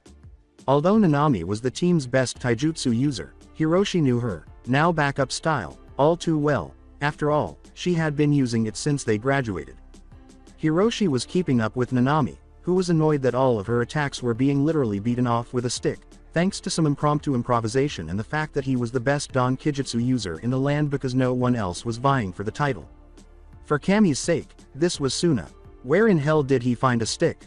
It continued until Nanami deliberately overextended and managed to break the three-damned stick, and Hiroshi grabbed at her arm, causing the two to fall to the ground.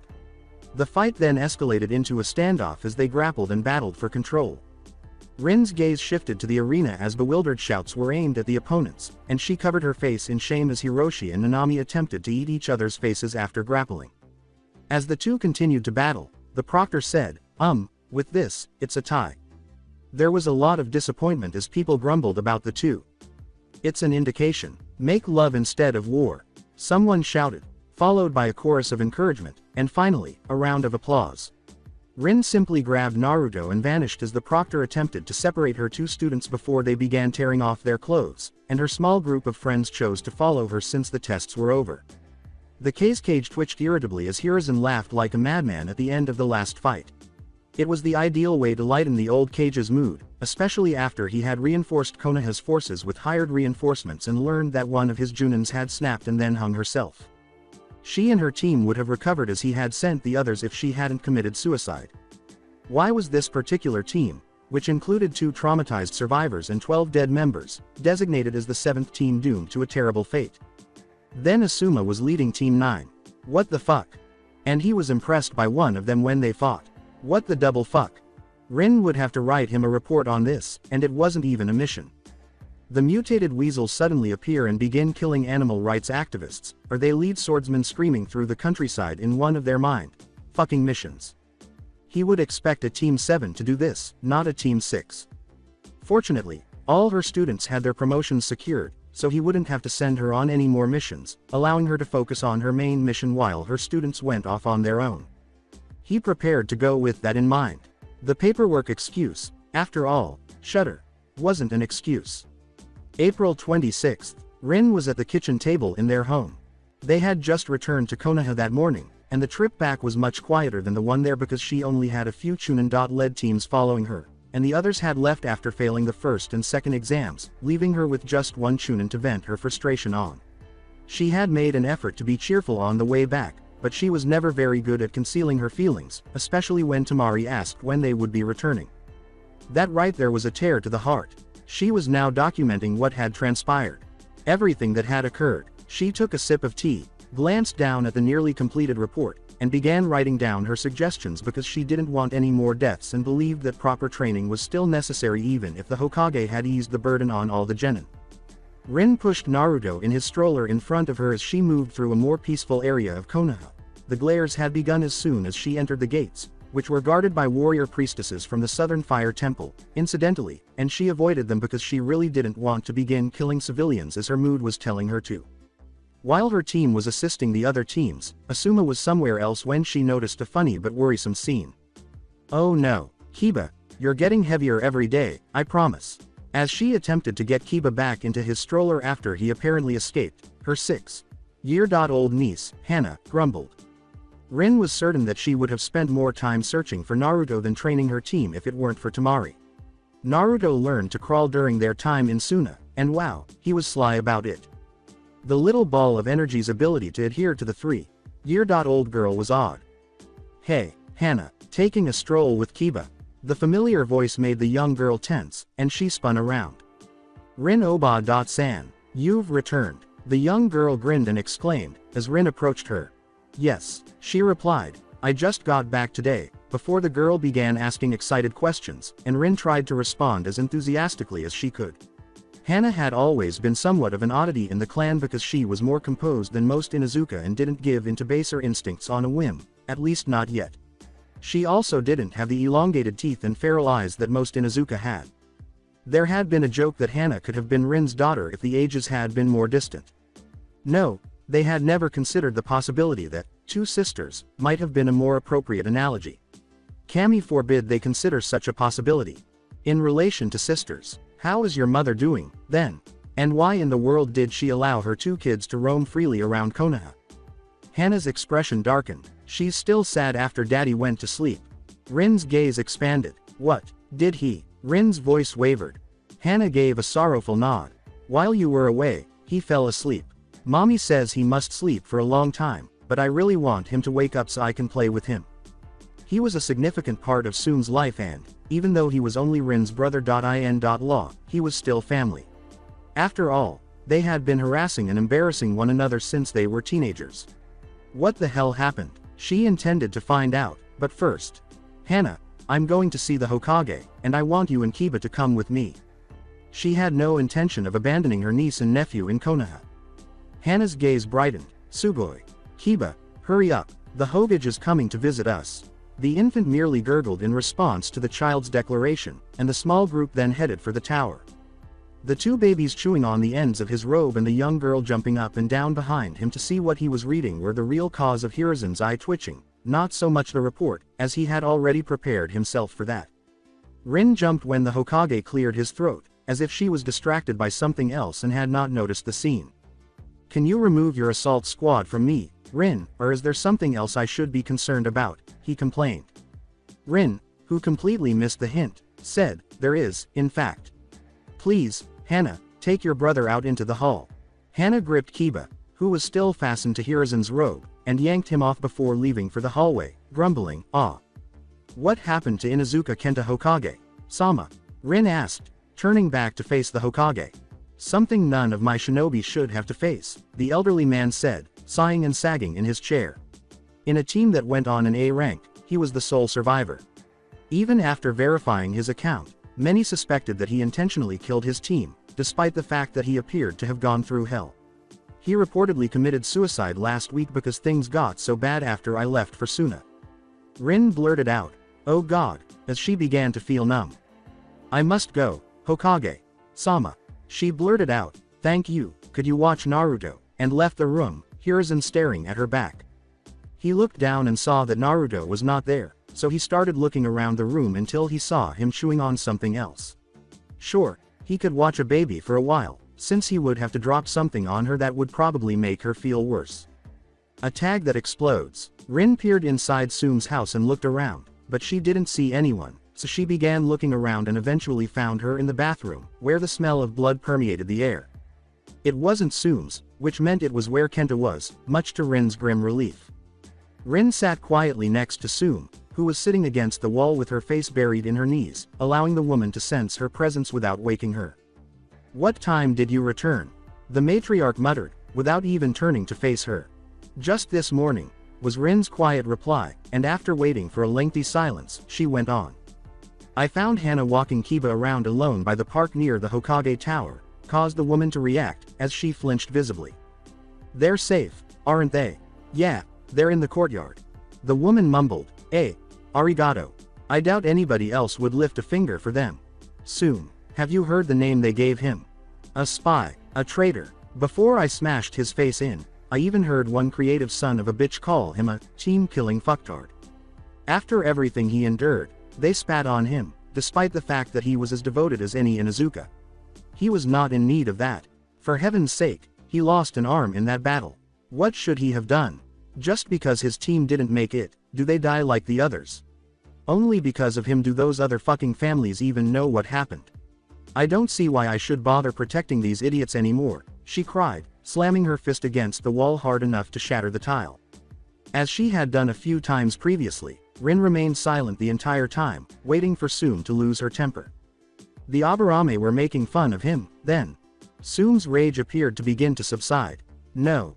The Hyuga, no. The Sarutobi, the Yamanaka, the Uchiha, hell. None of them. Then, who? The families of the deceased, and then the civilians when they picked up on it. So you want to stop protecting your house because it was caused by some foolish citizens and grieving families." Soom ground out, "They may be dumb, but they outnumber us 4-1, especially now." Sighing, "That's true, like a bunch of fucking cattle, but there's still plenty of people worth protecting here San, people who didn't turn their backs on your husband." As Soom grabbed her hand and pulled her up, Rin stood up and said, "And don't see Naru-chan is a giant demon fox. They're the ones we protect. What about those who are civilians? Well, I'm not going to jump in front of any kunai for them if it ever comes down to an invasion of the actual village," Rin said, raising an eyebrow. "I am not a martyr." Rin responded with a smirk, "After all, we can always get more civilians," which made Soom laugh hysterically. It turned out to be true. Silently, they made their way to the courtyard through the house until Soom interrupted to try to shift the topic. "How did the Chunin exams go, then?" Rin appeared somewhat deflated, saying, "Oh, something happened. Trained as a desk ninja, nearly killed a child by abusing Chunin, had a Jonin sensei break an attempt to kill her student, and then hanged herself." Soom winced, her mouth wide open. July timeskip. 3 months had passed since the Sandaime promoted her entire team, plus one girl from Asuma's team and, surprisingly, one of the kunoichi from that seduction Chunin. Rin was quietly chopping vegetables in her kitchen, preparing dinner for herself. It made sense. Having two sexually active couples in the same home eventually became awkward, When Hiroshi and Nanami moved out 2 months after receiving their promotions, accompanied by heartfelt hugs and expressions of gratitude. Rin assumed Kurenai would be the first to leave, but it was actually her. Asuma had stayed with one of the 12 guardians after they returned, and they were so impressed by his skill set that they asked him to join. Rewind. Did I understand correctly that you want to spend the next 8 years away from Konoha serving as the daimyo's bodyguard? Rin asked softly, but Asuma could sense the waves of rage washing over her. Like you, I want to get to Junin, Rin, and this is the ideal chance to do so. In addition, I want to temporarily escape my old man's control. 8 years. Flinch. That was the shortest term of service they had. Before you're finished, we'll both be in our 20s. And in the interim, what are you expecting me to do? Spend nearly 10 years masturbating while staring at a bad picture of you. Asuma winced, realizing that much persuasion would be required. Flashback ends. The argument lasted for about an hour, but the outcome was the same as before they began it. The house was empty, Kurenai was on a mission in River Country, and Asuma had left yesterday, vowing to return as soon as he had time off, which would not be until after his initial training was finished. Soon was still recovering from her husband's suicide. Hiroshi and Nanami were mostly on missions, and it was a sad sight to see something that had once felt so alive now stunted to 1.5 occupants. As she spotted the empty high chair, she thought, crap, and put down the knife to start looking for the crawling nightmare again. It was just her and Naruto. She didn't have to go far because she discovered him standing on the table leg, which was fantastic in and of itself. Rin froze in her tracks and sat down on the floor when he began to raise his foot. He couldn't be, could he? One of his tiny feet landed in front of him, answering her question, and then his other foot did the same. He is. Rin excitedly held out her arms as he began to plod across the rug, and she squealed. Hurry up, Naru-chan. You're capable, she urged as the child approached, and at last the child reached her arms. You succeeded. I'm really proud of, and seized her breasts. Time skip September. Holding Naruto's toddler harness, Rin walked slowly. He was a little walking maniac who would go for hours before he was tuckered out. Those motor skills are definitely going to make you a shinobi. She wasn't slowing down for him, then. Kurenai hobbled to the next potential property on her list, the thumps of crutches padding through the street behind her. In contrast to Nanami and Hiroshi, who had purchased an entire house for any future expansions, as they put it, Kurenai didn't require all that space, so she focused on finding apartments in the interim because she had broken her leg on her most recent mission and would be bedridden for the next few months. Rin told her, the next one should just be a few more blocks away, to which the girl groaned. Rin laughed when the girl complained, by then, my armpits will be raw. They will soon become more resilient. I experienced the same thing while using crutches. After a month, you'll be able to walk without your legs at all while using crutches. She caught Kurenai's disbelieving gaze. That's kind of a useless skill to learn. As they went on, Kurenai was still trying to figure out the bedpan trick. Why did Rin escape from the hospital? Wasn't she a medic nin? There are plenty of useless skills to learn while you're a nerd, like using a deck of cards as weapons, or how to stick yourself along with your hospital bed to the ceiling with chakra, or how to pause your heart to scare the shit out of the nurses, or how to use the bedpan without getting up, and the many individually unique ways to escape the hospital, she declared proudly. Kurenai wanted to move on with her life, and Rin should be happy for her, even though it hurt to think of living alone in the house with Naruto after everything that had happened. It's not like she could hold on to them forever. When will you move in? When we finally find someone you like? Rin poked at the girl's hesitancy, causing Kurenai to roll her eyes. Well, I want it repainted first. Appliances, if necessary. Next, choose the furnishings and other items. The Chunin responded, so probably not until after Naruto's birthday. Rin's eyes widened. That's already approaching, she exclaimed, startled, and Kurenai nodded in agreement. I also find it hard to believe. It was also a very hectic year. Fortunately, things have improved since then, and they really had. Since the last Kia in August, the suicide rate had dropped to nearly pre-Kyuubi attack levels, team member, and in some cases, sensei and student pregnancies had decreased, the bitch Chunins returned to their jobs, and the genin were given Junin and Tokubetsu Junin, which was much more acceptable. The influx of outside assistance gave their forces a much-needed reprieve. Even though she had been retired for several years prior, Team 9 was assigned an actual Junin sensei. It was strange that Uchiha Makoto would accept a genin team at this point in her life, but it was likely more for publicity than anything else. The Uchiha clan's image had suffered because of all that suspicion and resentment, and it appears that they were attempting to repair it. Rin thought the rumors that the Uchiha controlled the Kyuubi that night were complete nonsense, but the civilians and even some of the shinobi thought it might be true. Anyway, what are you planning to do on his birthday? As they sat on a bench after perusing another apartment, Kurenai spoke up. I don't know. Avoid that Kyuubi festival, for sure, Rin said frowningly, and Kurenai nodded in agreement. I don't hold it against you. Who the devil has a festival honoring a day when our Hokage sacrificed his life and half of our forces were massacred? For the end of any of the shinobi wars, I most definitely never saw one. Or worse, where is the festival commemorating the village's establishment? Rin nodded and said, I'm just going to stay away from it completely because I don't want to know what their motivations are. Regarding his birthday, I am not totally certain. I haven't seen the odd culpal for several months, and the last time I heard from Asuma, he was still undergoing training. Kurenai snorted at that. The last letter she received from him was about how he was heavily doped up on painkillers after splitting his leg open during practice, and one of the other guardians wrote that underneath Asuma's message, because she could not possibly understand what he was writing. How about your sister? She really could use a little diversion.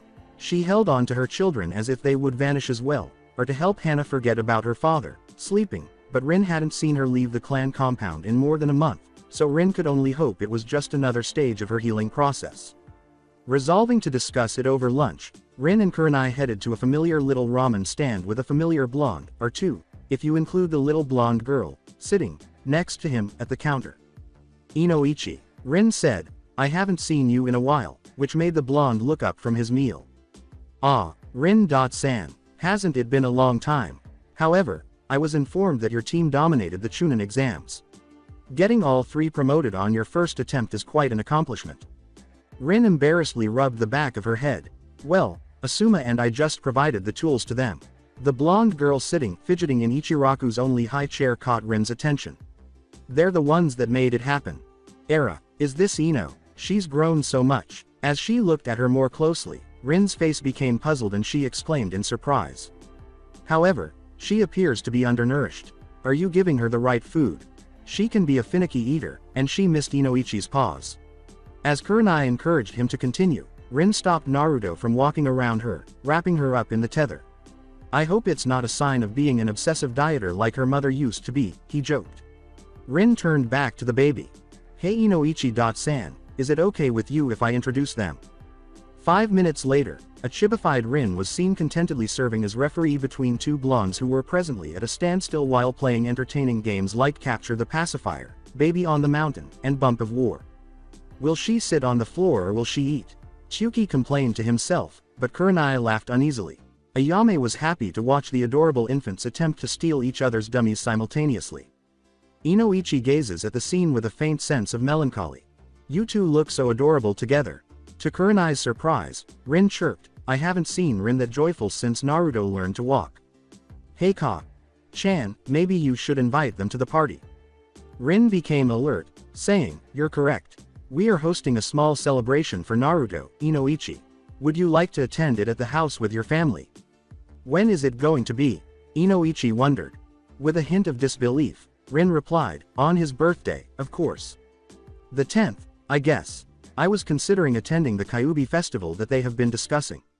Really? Rin interrupted as she appeared to approach. Well, I was thinking of it. Really? He was standing beside her. Well, really? In front of his face, Rin was giving the ideal impression of a ghost. Okay, he said, we'll be there. Rin's mood instantly changed from one of doom and gloom to one of pixie glee. Fantastic. However, since I'll be making the cake this time, there won't be any nude photos on it. 3 groans of disappointment caused Rin's face to screw up in embarrassment and annoyance, and then she heard some grunts of frustration from Naruto. Rin looked down to see Ino dog piled on top of him as he struggled to escape. Ah, that is really adorable. Rin drew out a camera and cooed. Flash. Rin glanced at the group singing, Happy Birthday, to the astonished baby who was staring at the cake with the burning candle on it. Kurenai was there, of course, as were Inoichi and Ino, but Rin couldn't recall ever meeting Inoichi's wife. Perhaps she was a recluse, so whatever. The Hokage had also stopped by, most likely to thank Kami for providing an excuse to take a short break from work. It took some time to recover from that kind of tragedy and betrayal, so Rin was a little upset when Sum didn't show up because she could have used the distraction, but it was understandable. Asuma sent his regards via a coherent message, and she had shanghaied Tenzo to help eat cake, but she was shocked when the odd couple showed up. They had been on an A rank for a few months and had only returned a day ago. Following the song's conclusion, she helped him blow out the candle and then his cake, but she didn't really need to because he found the piece of cake with ease and shoveled it into his mouth, and Ino didn't seem to have any trouble eating the cake other than figuring out how to aim it at her mouth either. After the party, everyone would return to their normal lives, and Kurenai would move out in a few days. Rin had missed the lively scene a lot, but she knew it wouldn't last because it had been far too quiet the previous few months. "Hey, Ka-chan, why do you appear so depressed?" Rin attempted to dismiss Hiroshi's comment. "Nothing at all, considering how quickly time passes. I know what you need," Hiroshi said with a mockingly wise nod before becoming alert. Huge group. The three of them caught on to her more quickly than flies. "Hey, I don't require a hug. What are you, a group of unique individuals?" The others watch with laughter. "Ka-chan, feel the love. I'd rather not. Ka-chan, Ka-chan, Ka-cha." Everything stopped, but Rin in particular brought Naruto into focus. His mouth opened once more, Ka-cha. Rin's face lit up with excitement. A month ago, he was supposed to begin speaking, but he blamed his lack of progress on his faster motor development. Apparently, that is no longer the case. His initial statement, as Naruto continued to recite the word to her, Rin practically danced around him. "He's connecting it to me, too." Inoichi wished Ino's first word had been that adorable rather than "tem," as he watched in jealousy. Hiruzen watched with a mixture of joy and sorrow, knowing that he would have to split up this pair the following year. Fortunately, no one had considered the connections between them, but some Konoha were beginning to suspect that Naruto might be an illegitimate child between Rin and her late sensei. It was close enough for Hiruzen to worry, though, because they weren't supposed to reveal his heritage for at least another 10 years. The last war was still too recent, and the next kidnapper might not be as careless as the last. After all, in her eyes, Naruto was her child. Tenzo ought to have kept watch over him. Ka-cha. You're correct, Naru-chan. Your Ka-chan is me. Snatch. Boo-boo. Hey. That's right, Naru-chan, that's my boo-boo.